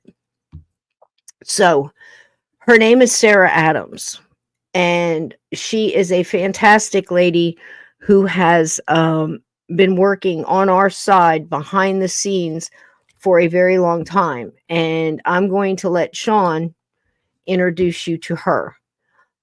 She is going to tell you some reality that is, it can be scary, but here's the thing. Be prepared, not scared. I am a firm believer that knowledge is power. And the more you know, the more you can do about it. And the more you need to understand that wherever you are, whether you're in Australia or you're in Canada, if you're in the UK, wherever you are, I know that as a human being, just going to work, trying to feed your family, trying to get your prescription, trying to get your car tire fixed, trying to deal with your boss or your coworker, your family, your crazy partner, or whoever it might be, do your kids' homework, whatever it is, keeps you so busy that you can't keep track of what's really going on. And we look to the news for those answers. And for the past couple of years, you started to see that going over to these information places on social media, podcasts and iTunes, Spotify, and things like that. And we learned by listening to people in the long form podcast, we really learned a lot about that person. Hence our last election was very prominent in that. we start to learn a little bit more about people. Like we'll hear, oh, this person is this and this person is this way. And then they sit down for 2 hours and they talk to somebody like a real human being. And you go, you know what? I really like this person. I'm glad I didn't listen to one of the 3-letter MSM agencies that told me that I shouldn't like this person. We're learning to get back to that again. I think we've been robbed from that by the cell phones and so much noise coming at us all the time. We're not sitting around the table talking. We're not having conversations. For a couple of years there, they wouldn't even let us meet in church or meet anywhere else unless it was a big box store that was essential. And then the people that we could talk to, we didn't maybe agree with because they were pushing their stuff on us and forcing us to try to believe what they believed. And we were going no. And they were saying no to us, and they just created this big battle when we all didn't realize that we're all just human beings breathing the same air and trying to survive in a world that's gone batshit crazy. Okay? So you need to hear the truth. I trust this woman. She runs in a circle of people that warriors. I have worked in my life. I'm a vet, and I've worked a lot with vets. I've worked a lot with PTSD and things like that, trying to help people through, dead and alive. I've worked a lot with ghosts that are past soldiers. So I can tell you that these people, when they speak, are speaking the truth. Sean Ryan has a wonderful playlist of people that are coming forward, whistleblowers about UFOs and things like that. And a lot of people that are coming out and telling you what really happened in Benghazi and multiple other things and multiple other stories you may have heard in the headlines throughout the years. Well, on Sean Ryan's show, you get the real story. And Sarah's going to tell you a little bit what's going on. This is the big Sarah Adams, welcome back. Great to be here. We have a love-hate relationship. I love seeing you and having you on the show, and then every time you leave, I'm pissed off about everything you're talking about. So we had earlier this week, actually was this week, you posted something about the Pentagon getting pissed off at you and sending you an email that they don't appreciate you disseminating open source information and that you're not doing it through the proper channels. So we're going to dive into that. That's why thank you for rushing out here. I wanted to get that immediately. And so we're going to crank this out in like 3 days.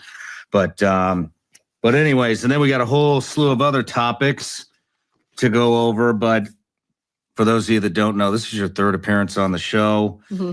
We already have a 4th scheduled for later in 2025. But Sarah Adams, co-author of Benghazi, Know Thy Enemy, a cold case investigation.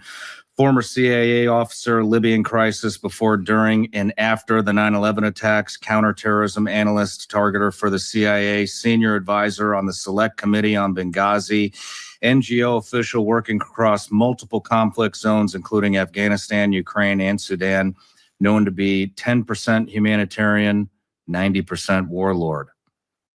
Listen, you want to skip this ad. I would too. But what if I told you? Great break there, there's a kiddo. skip ads for. So while this guy is rambling on here, let me get rid of him. This is Sean and Sarah. I absolutely love Sean. Sean has had a rough road. He's earned every step. And I'll tell you what, he's done a lot of good and he's helped a lot of people. And right now he's going to bring Sarah in here to give you some information. I'm going to play a little bit more of this just so you can kind of get to know the two of them and hear a little bit of her background. And then I'm going to shoot forward to the information. But again, like I said, it's the real deal. So prepare ahead, okay? Prepare yourself. If you're squeamish, you might want to close your eyes and just listen. I don't know. But you should hear it.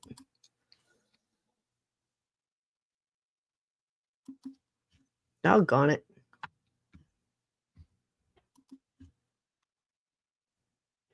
Chris, please don't kill him. I really, really need him here. So if you could just refrain from that, that would be great. It's dark in here, and he walked in. Oh boy, you don't have his address yet, do you? Oh, I could have it by the end of the day if I really wanted it. Perfect. Well, anyways, so let's just start with the Pentagon stuff. That I read your tweet, And actually, let's start with open source information, just for the audience. Can you describe what open source info is, open source intelligence? Yeah, I mean, a lot of people get Need to confused know. about this. I've even noticed in our past interviews, right? So like our Benghazi investigation, we've collected this entirely ourselves, right? So we are the ones on the ground getting the information. So it's obviously not classified channels, right? We're not going to foreign militaries, we're not going to the intelligence community and getting this information. So it's publicly available and we can basically share it with whomever we want because it's completely unclassified. So what we do is when we get threat information, we pass it to where it belongs. Sometimes the threat is against a foreign government. So we'll send it to maybe like the ambassador at the embassy in Washington, D.C. And then sometimes the threat is against us. And so we recently got some threats against U.S. embassies. So we've been reaching out to the embassies to let the ambassador know. And then of course, to let the RSO know, right? The regional security officer who would be in charge of security at those embassies, to let them know. And so when I reached out to one of them in Africa, I got a nasty gram back from the Pentagon that I didn't go through formal channels to share the information, which is ironic because it's unclassified. But the crazy part is they didn't ask anything about the threat. They didn't say, anything about the sourcing, where we got it from. They didn't show any concern at all for the personnel at the embassy. They just cared that I gave them something. Well, I don't understand how the Pentagon would not be concerned with the safety of Americans at an American embassy. And the only thing they're concerned about is the information that you're collecting open source. Exactly. And remember, there's DOD personnel. There's 100% DOD personnel at the embassy I'm talking about. So that's the crazy part, right? Instead of just reaching out to me and saying, hey, this is really interesting information. Can we work together? We'd love to hear what you have. Come sit down with our team. Let's see how we can get ahead of this threat. Like they got mad that I gave it to the State Department, which is who you would give a threat to the embassy to. What can you talk about the actual threat that the Pentagon doesn't seem to think is important? Yeah, I mean, I've talked previously about Al-Qaeda planning embassy attacks. Obviously, I've talked about they're planning an attack in Bamako in Mali. So this is another location in Africa where they're planning the attack. I don't want to give up everyone I know because, then you get into sourcing. Obviously, everyone I know I will pass to the U.S. government, especially the State Department. So I don't hold on to threat reporting. But it's just Al-Qaeda has all these waves of attacks planned, okay? If you've read our October 7th Know Thy Enemy report, this all started with the Hamas attacks, right? That was one of Al-Qaeda's planned attack, and we can talk more about that one later. So they have kind of like these waves against Israel. And then they have like waves against Europe, waves against us, waves to create the Islamic Caliphate, right? Mm-hmm. So a lot of the African plotting, for example, is the waves to create the Islamic Caliphate. So the Islamic Caliphate is basically obviously Afghanistan, Syria. That's why they've trained a lot. What's going on right now, Iraq. They're in a dream world. They have India on it. And then it's like all of North Africa. And then in the future phase, it then goes up into Spain, right? Like in the olden days. So it's just all their plots they have in place to put into motion these elements. And so their embassy plots, for example, are they have some in Africa, and then they have some in Europe, and then they have some in the Middle East, all for a different purpose. The Middle East is to push us out for the caliphates. The Africa is to push us out for the caliphates. And then the Europe, right, is just to go after, and then that'll go in with the Homeland attack too. But the Europe is just to target the US for its involvement in the Middle East. Do they? And I'll stop that one there. And I'll explain why. There was a question here. What is a CIA targeter? What a CIA targeter is. And she's a very good one. She studies the character and the MO of individuals and targets their next move. What is this person going to do next? So basically, similar to a profiler would be in the CSI or FBI, and much deeper. And this woman has been working to keep us safe behind the scenes, one of the good ones, for a very long time. And when we pulled out of Afghanistan, that horrible debacle that killed 13 that weren't even mentioned in multiple ceremonies by the current administration, which is a devastation to anybody who's ever worn a uniform. and for their families. She gets calls in the middle of the night sent from those who took over with videos of the people we left behind that were our sources, our guides, our go-betweens, our paid informants, paid translators, whatever you want to call them. We've had them in every war. People that we've befriended. It's even happened, to us in the Civil War and the War of 1812 and the Revolutionary War, where they hired a bunch of Indians to be trackers, and then they were the first ones that got thrown to the camps when it was all over, kind of thing. It's been going on a long time. It's called war, and it's not right. But she'll get calls in the middle of the night, and it'll be a video of her friend, that's somebody that she spent 2 years with, that wasn't allowed to go with when they pulled out, or that she had been in contact with, being killed in horrible ways. These people go through torture in their minds and messed with by the bad guys, and we have no idea the stuff that these people go through. Law enforcement and military and people that are there trying to protect us, and then we've got the heads of these things in such a disarray and so compromised that they just keep hitting that glass ceiling. And what we're trying to do is take out everything above that glass ceiling and get good people in there, so these good people can continue on with their work. But it's been going on behind the scenes. She's one of the white hats, guys. I highly recommend you go back and watch that entire podcast. This is her third time on the Sean Ryan, and I'm going to show you a clip next, if I can find it, of what she's trying to tell us. And the reason I'm showing you this is because if they tell you that there is no reason that are people that are really trying to protect us, in spite of the fact of what these talking heads above are trying to do, is they really are out there trying to keep us safe. And this information that she's going to tell you, it's starting to come to a head, to where all of these people, all the stuff that we've jumped around the globe doing, we've pissed off a lot of people. A lot of people are angry right now for a lot of different reasons, not just at us. Everybody's angry at everybody else. We need a big something to come in and just squelch that whole, just chill the whole thing off. And I think we're coming kind of to that head. But I want you to also feel comfortable in the knowledge that, like Steve and I have told you, Steve might know about stuff I don't know about. Now, I'm sure I know stuff that Steve doesn't know, and you know stuff that we haven't heard. But I can tell you, with all the people that I know, that stuff has been stopped that could have been bad. So somebody is still working with us and for us. So be well in that knowledge. And whatever faith and stuff, the thing that brings you strength, this is where that kicks in. This isn't the time to recoil away from it. We need that light. You need to lean into this torpedo and be the strength for the people around that don't quite understand what's going on. Even though you don't completely understand it, at least you have an idea that I think we're moving towards something better, but we still got some growing pains. Does that make sense? So she's going to give you a little bit of information here. Have you ever seen Sarah or Sean Ryan before, Steve? No.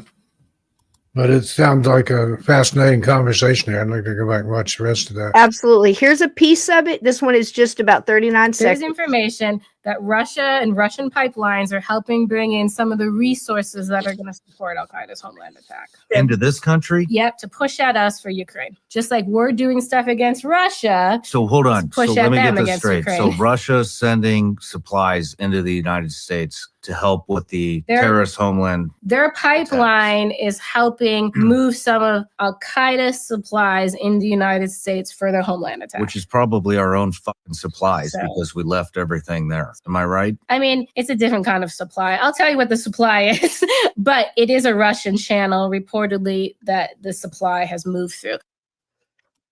Okay, the reason I picked that one, what did you hear when you heard that? Right away, you heard a Russian pipeline. What does that mean?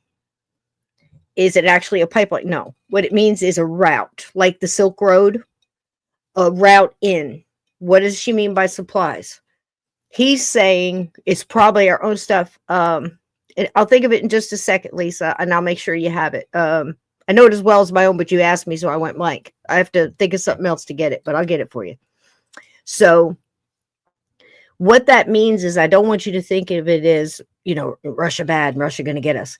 It's more like, look, we open lines to get stuff through other countries in these proxy wars, these proxy things. We do it all the time. And so do they. But what's coming through that pipeline is a route of people that are coming through a certain part of the border, as well as supplies. And it's been happening for a very long time. Don't kid yourself, from multiple different places. And it's very similar to during a certain time when a group was burning down a town because they really cared about that town, and that town mattered, and the people who lived there mattered, so they decided to burn it to the ground, much like money riots are, like no different from 68 when they burnt down Newark and Brooklyn and everywhere else, or LA, or any of these other things. It's crazy what people do. But it's very similar to where those spontaneous, peaceful protests happen, but somebody the day before dropped off pallets of bricks because in case somebody wanted to have a riot, they would have something to use. That's what she means. Does that make sense to you? Then you put together the pieces there. That's what she's saying. Here's the next one. This one ought to finish it off right here. And I'm not doing this to scare you. I'm doing this to when you hear the headlines, you'll go, oh, okay, I know about that. All right, I'm cool. I know what to do with that. This one. So that one is Sarah. Let me go back and see if I've got that one right. I don't know if you're ready for that one. Yeah, I think this is another one. Okay, let me see it. Concerns. Boy, I wish they wrote these right. This might not be the one I'm thinking, but. We want to turn now to that growing mystery in the skies. Near nightly sightings of mysterious drones, and they appear to be spreading. First spotted in New Jersey, now in New York, Delaware, Maryland, and elsewhere. NBC's Sam Brock is in Mendham, New Jersey this morning with more. Sam, good morning. Yeah, Peter, good morning. Some of the words that we're hearing frequently from lawmakers right now: outrageous, unacceptable, at the status quo, at the moment of basically wait and see. As Peter, the state of New Jersey just saw about 80 reported suspected drone sightings in a single night.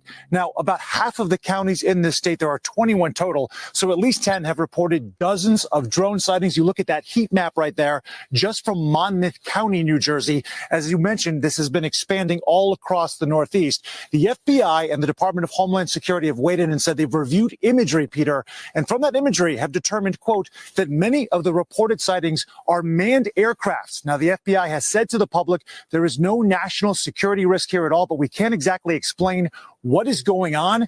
And the mayor of Belleville, New Jersey, said that explanation is lacking. When you have our governor, going out on social media saying, we don't know what it is, but we don't think it's a credible threat. You can't have it both ways. They are looking for something. I want to know what they're looking for.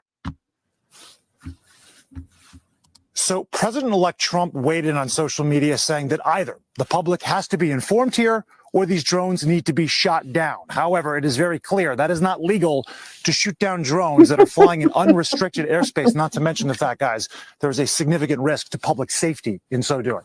Peter? Yeah, some of these drones are pretty good size there, Sam. So many questions about them still, obviously, who's behind them. But significantly, another question is who's actually responsible for answering these questions, to getting to the bottom of this? That is the question of the hour. So you talk about the FBI. Their role is specifically to determine, is there or is there not a national security risk? They've already done that. The FBI, Peter, is not in the drone chasing business, which then means, what about the FAA? So the FAA does create rules for drones. They did just add a new page to their website specifically about drones, but they do not have the reinforcements, the resources to be able to do investigating and actual enforcement on a broader scale, which means experts tell us there is this giant gap, right, between determining no security risk, but who figures out where we go from here? In the meantime, you have refrigerator-sized drones hovering over communities and millions of people wanting to know what is behind this. And that question continues. Yes, Peter, Laura, back to you. The questions grow. Sam Brock, we appreciate it very much. Thank you. Hey, thanks for watching. Yeah, that's enough for you. Okay. What do I have to say about that? Two things. It's a whole lot of, word salad, psychobabble bullshit. The reason I don't trust that, nothing he said was really wrong. It's the way they lean it. Because when they're reading the Truth Social that the Donald wrote, you know damn well he wasn't telling people to go out and shoot them down. And that's the way they're going to throw it. What he was doing is talking to the government who's supposed to be in charge of our security. If you don't know what it is, shoot them down. That's what he meant. So in these things coming up, you're going to have to discern that for yourself and go, why are they trying to lean me this way? Just tell me the truth. Let me decide. I can discern for myself. Give me the facts, and then I can discern it for myself. Don't lie to me. Don't lean me one way or the other. Just tell me what they said. And that's the difference between telling the facts and being a journalist and doing an opinion piece. Right now, I'm doing an opinion piece, but I'm trying to give you facts, but I'm definitely putting my feelings in it. Steve, what do you think about that? You agree? Yeah, I absolutely agree. I like how you heard, oh, well, it'd be illegal to shoot them down. Well, isn't it also illegal to fly a drone over It's also military illegal, bases? to not secure our borders and to not secure our security. There's a lot That's of illegalities going on this here. is what they're being paid for. So the answer to your guys' questions, you were asking me what Sarah's last name is, Sarah Adams. And here is the Sean Ryan show. Here is the page, at least on YouTube. Go and follow it. In there, you're also going to see the marathon of the, he's got a playlist in here. All of these people that you see here are warriors that have a story to tell. And you'd be wise to listen if you want to know what's going on in the background, what we've done in the past, what we've gotten away with, what's happened to people who trusted the whole leave no man behind kind of thing. Listen, our warriors, there's nothing finer than the people that put on uniform and, you know, learn an MOS and learn a job to help keep this country safe, and in your country the same. There's something beautiful about somebody willing to do that, you know, to keep their homeland safe. But they've always been cheated by those above them. And we're trying to get that straightened out, and we're trying to get it fixed. And it's happening slowly but surely. You can see that it grinding towards that beginning, especially if we get Pete. Listen, I'm going to tell you the truth. I'm not going to lie to you. He's got, you know, they've got a lot of anonymous sources saying a lot of lies about him. He's being hit by the same playbook that they always do when somebody they're afraid is going to come in there and do what's right. They try to stop them from doing it. So they throw a lot of lies. I wrote Pete myself and said, Pete, listen, I don't care. You may have married 3 times. I watched the videos of this woman that says that you did this and you did that. She was laughing the whole way there, and she was laughing coming out. She's absolutely lying. We've got to be able to stop people just going in and accusing someone, and what happened to innocent till proven guilty. If this happened to you, you would want the facts, and you wouldn't want people to tell lies about you and defamation of character and slander on you. And that's been happening a lot lately. That needs to stop. I don't give a crap who Pete slept with. I don't care how many times he's been married. He will make our military lethal again. He will make it strong again. He will make it proud again. And every warrior I know, and I know few, would fight under him at a drop of a hat and be proud to do so. So let's pray that Pete gets in there, because if Pete got in there, that's somebody with integrity in the military, has won several medals for his bravery in battle. And anybody that's ever fought with him wouldn't hesitate to go back into battle with him. That's the kind of person you need in there. He didn't pay me for this endorsement. I'm just telling you, you've got to start being able to look behind through the lies, see through the fog of lies. It's starting to split, and I'm so glad for it. But what's going on right now is a little crazy. So there's that. This one, almost done here. Here is another one that I love. Steve, you've seen Bear before. Bear runs Grindstone Ministries. He also has a channel. He runs Grindstone Ministries, which is first boots on the ground in any natural disaster that's happened in the United States, going way back to Katrina. And he runs a group of volunteers that goes out, and their job is to recover, rescue, and then get the whole situation where the people there can take over, and that he usually stays between 4, 5, 8 weeks in a bad disaster. He stayed in Helene the longest. He was the one I told you that got the water and the silt and the mud all tested there and said you're being lied to in Western North Carolina. He's the one that told all of the truth that's been happening over there and in many places. And he's got a little thing here, and we'll play about 5 minutes of it. I don't want you to be afraid. Bear is very straight. He's very military, and he tells the truth as they are. He doesn't sugarcoat it. So here we go. This is Bear. Grindstone Ministries. I absolutely love Bear. Bear from the internet. Good morning, Bear Nation. Drones, drone wars, nuclear weapons, dirty bombs, what to do about it.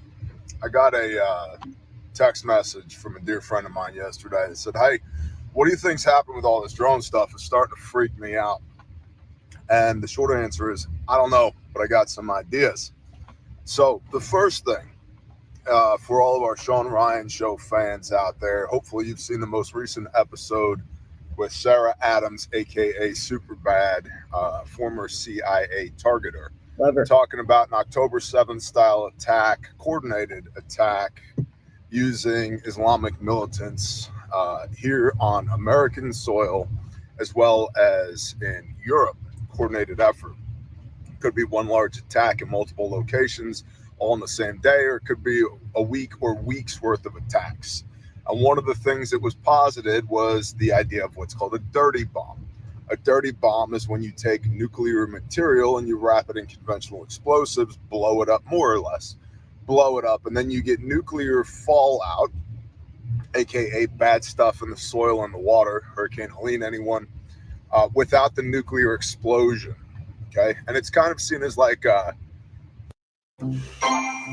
trouble with buying flowers, they die. but that's okay. As soon as they start, it's a punt, it's a pivot. It's less ideal. Not that I'm a terrorist, although the FBI director, Ray, who's now resigning, does believe that people like me are domestic terrorists, simply because we read the Bible and believe in the Constitution literally. There's But the I shit, by the way.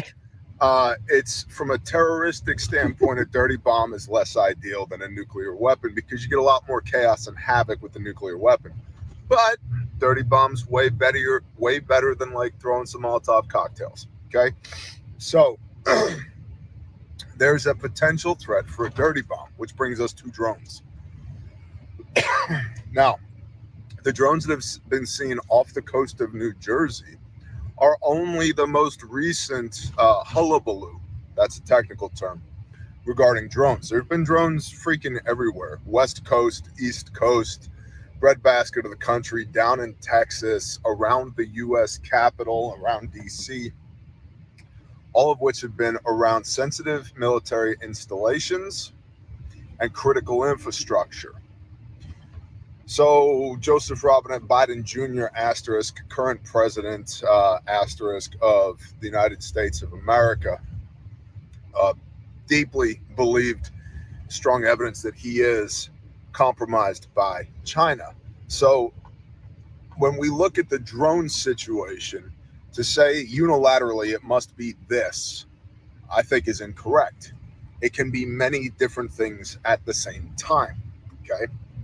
So, one, I believe we have Chinese drones, and we've had Chinese nationals who have been arrested for flying drones around American military installations. We have Chinese drones that are doing image intelligence, signals intelligence, hoovering up data. Combine this with the fact that the Salt Typhoon hack, what was that, a couple months ago, basically compromised every cell phone and every cell phone carrier in the United States of America. Couple that with, a totally not a spy balloon. Remember that? Yeah, the spy balloon over Montana that then got shot down after it traversed the entire country and the evidence was destroyed. What was that, an F-15 Strike Eagle? I don't remember. Some kind of bird, probably HLC knows. Anyway, signals intelligence from the Chinese. That's drones part A. Drones part B. Remember that dirty bomb we were talking about? A lot of these drones, there's chatter on the interwebs from people that appear to be in the know. A lot of these drones that are being observed, especially on the East Coast and around Washington, D.C., are the type of drone that one would use for sniffing for a nuclear signature of a nuclear weapon, because we have an inauguration, allegedly. So, best inauguration ever. Wonderful people. Coming up 20th of January 2025, if Mr. Trump lives until He loves him. He just such doesn't a admit time it. as that. So that threat still exists. Different rabbit hole. Okay. So setting off a dirty bomb in the United States prior to or on Inauguration Day, bad. All right. So not only are there drone flights, but there's also rotor wing, fixed wing aircraft that have been flying around the country sniffing for that stuff as well. Monkey Works is one of the types of people that tracks that kind of information. So Absolutely recommend him. Monkey Works YouTube. So drone part B, sniffing for nuclear weapons or dirty bombs or anything like that. Okay. Chinese signals intelligence, sniffing for dirty bombs. Drone part C. In New Jersey, or roughly in the vicinity of New Jersey, where the where I am, drones have been sighted. And remember, just because the media is pointing their cameras at all these drones right now, doesn't mean this is a right now problem. This has been ongoing. It's just the current coverage that's being used. And you'll see a lot of people that are saying, this is Project Bluebeam Bear. This is what they're going to project holograms of God in the sky. And it's going to usher in the false prophet of the book of Revelation. Maybe. But Occam's razor, homies. Occam's razor. Homies. What's the shortest distance between 2 points? A straight line. Okay. Everybody remember their fifth grade geometry class? So, yeah. All over, public Lisa. School indoctrination. I know. Me All too. over, honey. Yep. So here we go. Drone part C. Listen. What's the difference between a service Look at the cute animal puppy. and an emotional support? So, like I said, Bear Well, doesn't a service sugarcoat it, animal but has you to just go got a through few long minutes more. Hang in there. Drone part C, off of the shore of New Jersey, there's been lots of drones sighted. In the vicinity of this area where these sightings have occurred, there's a specific naval air war base where experimental aircraft are tested. Now, I think, and you'll also see maybe drone part D, maybe we'll circle back to this, there's a lot of conjecture on the interwebs that these drone swarms that have been deployed, and I'm using that word from a military standpoint, deployed in these major areas, major cities, the capital, et cetera, that this is part of a counter hypersonic missile defense system that is the U.S. flexing on Russia to say, hey, that's cute, you got hypersonics. Look at our super advanced drone technology. Maybe that's the case. That's drone part D. But let's circle back to drone part C. Experimental aircraft. There's a naval air station there in Jersey that is specifically testing different types of unmanned and maybe manned drones and aircraft in that area. And I think what's possible here, going back to that Occam's razor, that straight line, is we do have Chinese drones that are doing signals intelligence. And we do have our own drones. And this is important. A lot of the drones that have been seen are ours. They're American drones, which is why the DOD isn't freaking out about it, because they're ours. They just don't want anybody else to know, because it represents advanced technology and a significant threat to the homeland. And they don't want people freaking out even more. Not to mention the PSYOP value, the psychological study of seeing how people are freaking out to just the few drones that have been seen thus far. All right. So it's never one course of action. It's multiple COAs stacked on top of one another. All right. So drone part C, Naval Air Station in Jersey with experimental aircraft, which brings us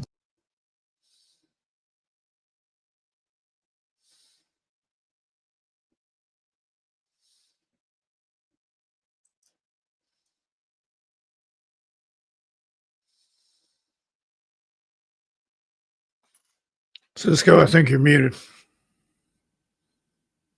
I'm sorry. Gosh, I got to remind all that. Pulling the podcast over. Thank you, Nick and Nick and Tash, for putting this comment, because don't forget about the tattoo on Hunter Biden's back. If you haven't seen it, it is the Seven Finger Lakes. We have a friend, a mutual friend, Steve and I, that lives out that way, Zariah Ascath. And I felt the same thing, Nick. You're not crazy. And I don't know if that's Tash or Nick, but either one. I felt the same thing. And yes, I do think that there's some stuff going on with the missing people and everything else. But again, like Bear is saying, I personally believe multiple things all at the same time are going on. And what he is saying rings very true with me. And again, why wouldn't you tell the public this? But I want people to realize that, look, why would you want to take them out of the sky if they're trying to help us out? But we don't know. It's like crazy cousin Bobby and the Scream Mask, right? We don't know. But if you go back and you look at the history of how many things we haven't heard about that were stopped, and we were at, watching a movie or, doing homework with the kids, washing dishes, whatever, that were handled. So somebody good has got the reins, and it very well could be two factions against each other. He's almost done. Give him just another minute and we're out of here. But I just needed to stop and say that. That's a good observation. Don't forget about the Seven Finger Lakes. Steve can tell you, a lot of people go missing there, right, Steve? Oh, absolutely. Yep, all the time. Yeah, hey, China, you have drones, so do we. We have drones. Here's what our drones look like. And then push that out across the alternate media and the mass media to say, yep, America does have drones. And look, they're drones. We hung a freaking antenna under a weather balloon. They've got drones that are replicating other off-world technologies or whatever. All right, so there's a slight flex here. And then there's rumor that this is all being done by Space Force in an effort, again, to flex on the Chinese. And they have multiple upcoming drills in early 2025 where Space Force will basically have control of American airspace during that time. So that's interesting. All that's interesting. And all that's unconfirmed by me. But I don't think it's a single phenomenon that we're seeing here with drones. I think it's multiple phenomena stacked on top of one another. And that's exacerbating the domestic hysteria. Exactly. That brings me to my final point. So drones A through D. Copy. What to do to feel better. Point. I think the most credible threat here is what Sarah Adams has been talking about regarding a domestic attack, U.S. soil attack, October 7th style, by some jihadi assholes that want some bang for their buck in response to America basically blowing up their country for the last 10, 20, 40, 100 years. Exactly. Depending on which part of the world we're talking about. We've been very bad. And disregarding their motivations and the righteousness of their motivations.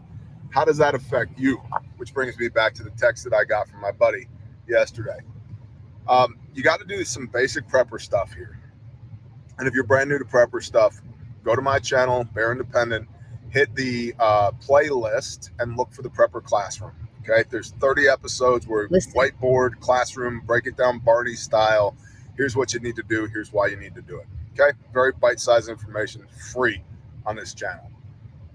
But I would say this, if you live, regardless of where you live, but especially if you live in a populated area, it's very foggy out here right now, by the way. Very foggy.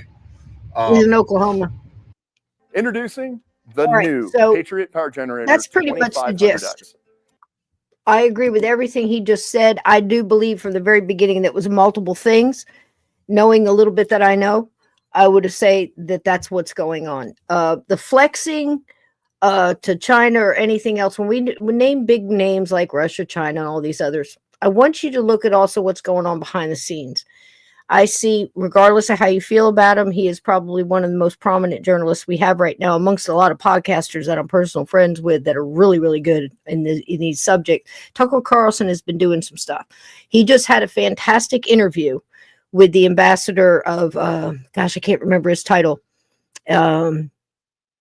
Anyway, just go to Tucker Carlson channel on YouTube or his website, and you can see the recent visit to Russia.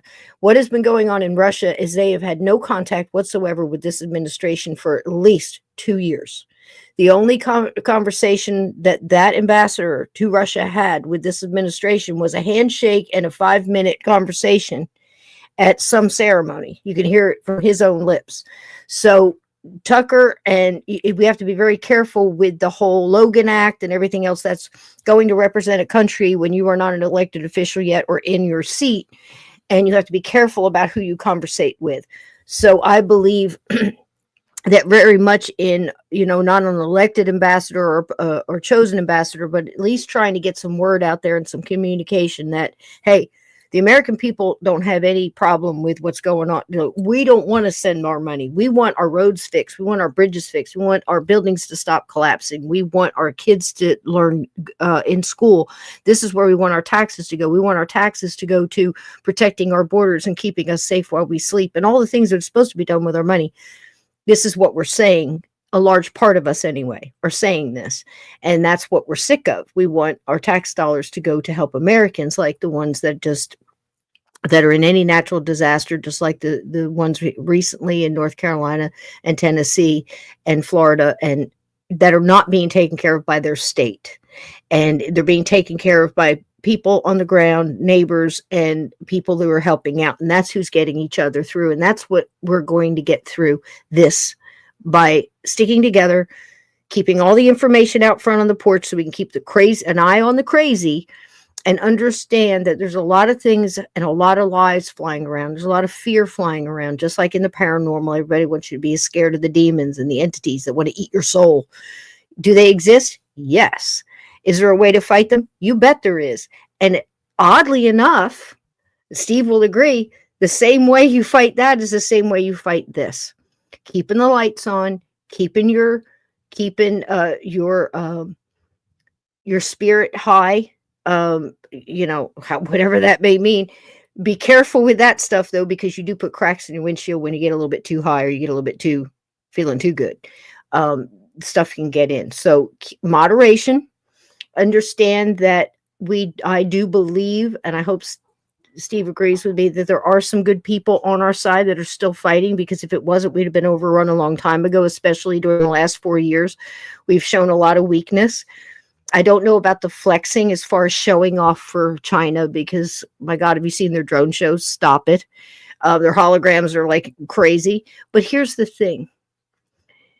You've got a president that's coming in that he's inviting all of these leaders we're supposed to be so afraid of to his inauguration.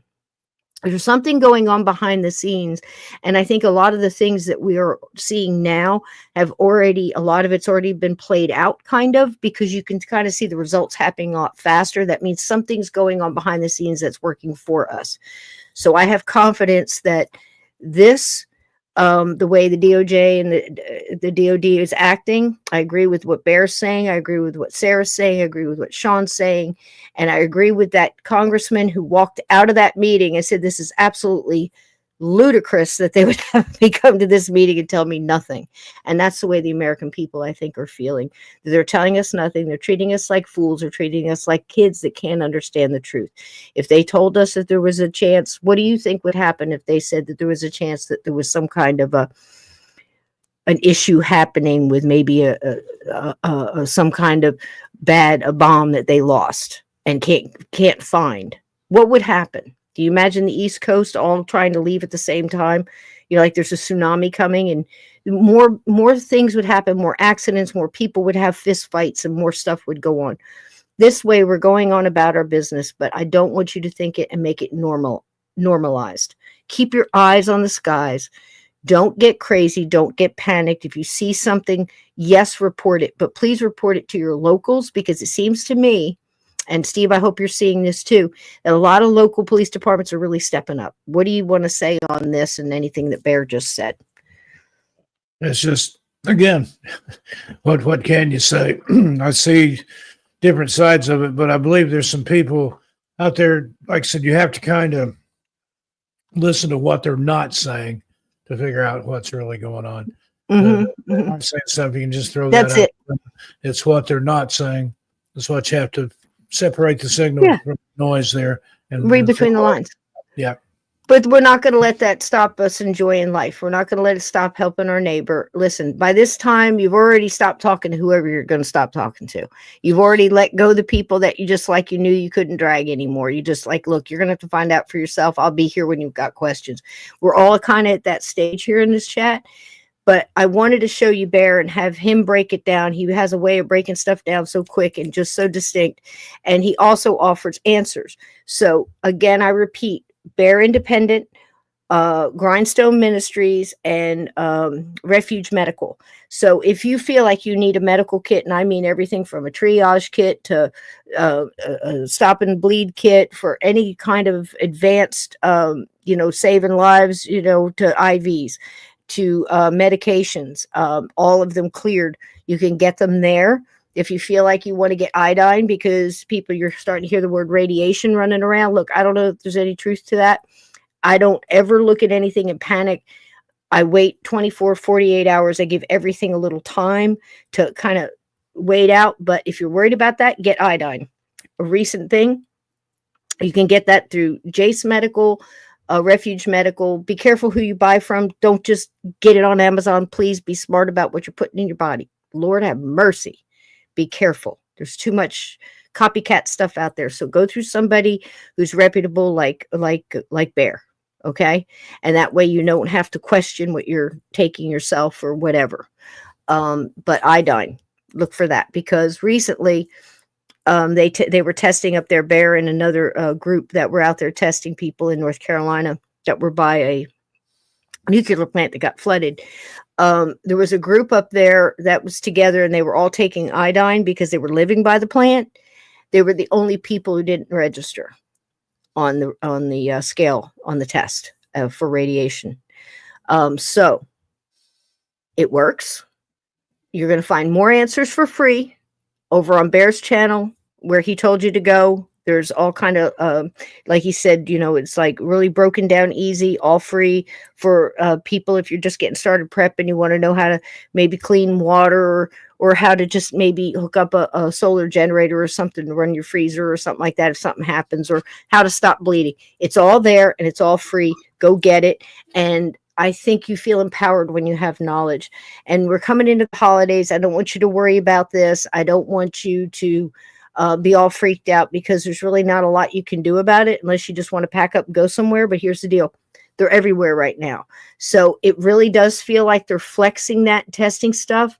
If they're out there collecting data, look, it's either us or us working with somebody or letting somebody in to do it. We really can't decipher that now. But I think if something bad was going to happen, it would have happened already. We would have heard more about it. But if you want to get informed, go back and look at Sean Ryan's channel and inform yourself that way. And I think you get stronger when you have knowledge and more tools in your toolbox. I don't want you to leave this show afraid at all tonight. I want you to feel empowered, and I want you to feel like you have a place to come talk about it. And on my Rumble channel, that's what we're going to be doing, as well as talking about some cool ghost stories and some other crazy stuff like Bigfoot and Dogmen and stuff like that. Right, Steve? Yep. Okay. In fact, you and I are talking right now over on my radio show about the Ghosts of Christmas Past. Got about another half hour over there. Wow. And that was a good one, too. I feel so bad. I messed up that story. Steve asked me to tell a story about a man in a hole, and I went total blank, and I was trying to remember it as I was telling it, and I messed it all up, and I didn't do it justice. But I promise you that story is better than it sounded on that show. And Steve could probably Steve could probably tell it better than I can at this point. But here's a little something. I wanted to leave us on a happy note tonight. And I discovered a little something that it was absolutely, I can't figure out, Steve, whether, because he's we love him so much for his ghost story. Steve will know in a minute who I'm talking about. And I love him so much for his style. But there was something going on in the 70s that absolutely warped these men's minds, where they thought that they could come out and speak a song as poetry. And I think we're used to seeing William Shatner do it. And I'm pretty sure that we saw Leonard Nimoy come out and do Bilbo Baggins and some other stuff like that. He had himself a couple of albums, didn't he, Steve? Yeah. But this one absolutely floored me. This is the wonderful Telly Savalas, and I wanted to leave this tonight on a happy note, and I thought I would share this with you. Enjoy. Oh my gosh. Is it playing? Nope, it's not. Hang on. I'll get it back. I'll get it back. I'll get it back. I'll get it back. Come on, you.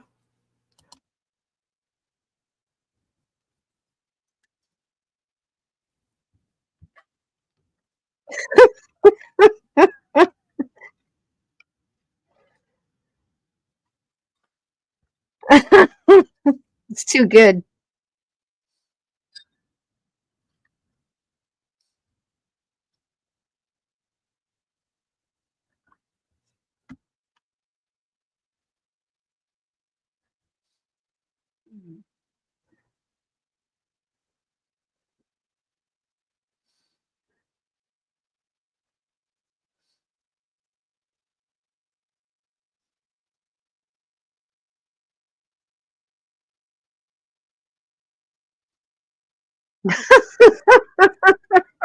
Cisco, I'm not hearing anything.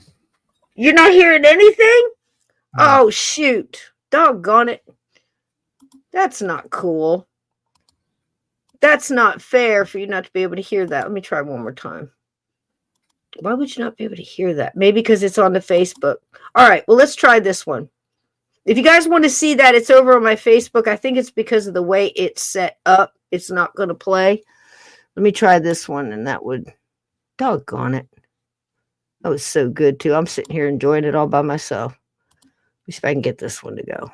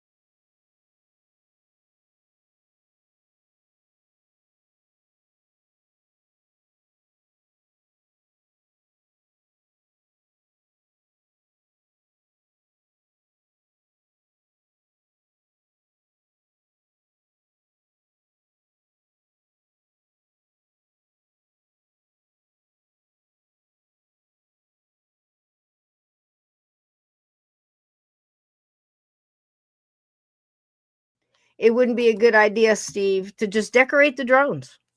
Let's make the best of it. Decorate, a little holly, a couple of red velvet bows with those red and green blinking lights, and we could just make it festive because it's the most wonderful time of the year. I want you guys to enjoy this. Santa hat on it. I got one somewhere too. Tomorrow night we'll both be wearing them. For burlap garland there to be ready. Oh my goodness. Oh my goodness. So there it is, Steve. We started this 2 hours ago. We don't know any more now than we did when we started. We still don't know who's flying the drones, but I'll tell you right now, I can scale from 1 to 10. I'm at a 9.5 that it's not aliens, that it's not anything that they're dumping on us or shooting us with, or, am I saying that they couldn't be weapon? No, I'm not saying that. Do I think it's blue beam? No, I don't think it'd be wasted. Blue beam would be wasted on something like this. I think if it was blue beam, they would have had creepy crawlers coming out of there, slinging slime and lasers all over the place by now, or it would have been, some figure in the sky telling us all to go, go kiss the ring of whoever, Joe Biden or some kind of crap like that. Follow him. We're on his side. Who knows what it would have been? You make up anything, because they were going to use that in 1963 in Cuba. And it was going to be the Mother Mary speaking in the language. It's Spanish there, isn't it? In Cuba? Or is it Portuguese or something? There's one out there that throws you off when you go, what do they speak in Brazil? And it's something offside. But anyhow, I'm no expert in that. But here it is.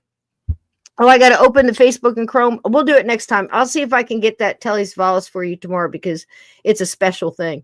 He was just speaking the words to the song if a picture paint, and he's just in between, he's doing all this like deep guttural like Barry White and stuff. Got a little creepy there for a little. I wouldn't be in a locked room with Telly Savalas in that shirt. I don't know. I don't know if I'd make it out. he was quite something back in the day. All right, so Steve, what do you got going on this week? You're on with me tomorrow night. We're going to do Christmas Ghost tomorrow night. Christmas Past. Stuff coming up for the next several days. On 13 past midnight, I'm doing 12 nights of Krampus, 12 days of Christmas, and more videos coming on, as always, on missing persons and mysteries, and may have some other surprises up my sleeve there. Peace to you and yours as well, Lisa. Thank you all for being here tonight, and thank you so much, Nora. Peace to you back. And you don't know where the ring has been. Yep, exactly. You don't know where it's been. Don't kiss the ring. Our government testing new. Yeah, exactly. You know, they have to test it sometime. But again, I think there's multiple things going on here. Yep. Steven Cisco Christmas style tomorrow night. We're doing, I've got a nice little story about a Christmas hug. We're going to talk about the gossamer feathers and some other things that happen around Christmas time, and this wonderful tradition of telling all these ghost stories on Christmas Eve. There's something else going on Christmas Eve that I'm saving for tomorrow. I want to talk to Steve a little bit about it before we go on tomorrow night. And it's the scariest thing I've ever heard. And I've heard some shit. So I just don't even know what to make of it. I want to call Bill Bean, but I know what he's going to say because he's been saying it for a while. So we got a lot of surprises coming up. Again, I would keep remembering what Andy Williams said. It's the most wonderful time of the year. Don't you let them ruin it for you. Whatever you celebrate, however you celebrate, spread love, spread joy, do spontaneous acts of kindness, and don't let them get you down, because here's the deal. They hate it when you're happy. They hate it when you're smiling. They hate it when you're dancing, and they hate it when you're being creative and you're caring for one another, and it goes against their grain. It rubs their fur the wrong way, and it makes them hiss in the dark. So we need more of that, and keep the lights on. And I love you all, and I'll see you tomorrow night. And I'm going to find something to play on the way out here. Steve, my love to everybody, and give Nick a kiss on the cheek for me, and pinch the little cheeks of Holden. And we're going to dance our way out of here tonight. I'll see you tomorrow night, my friend. Thanks for being here. Yeah, my pleasure. Good night, everybody. Don't fear the drones. Don't fear the drones. Don't bring one into your house either. Call the bomb squad. Call the sheriff. Call the mayor. Don't pick them up. Don't shoot them down. Don't sit in a van with them. Don't accept candy from them. Okay? So keep in mind. Take care of yourself. I care about you.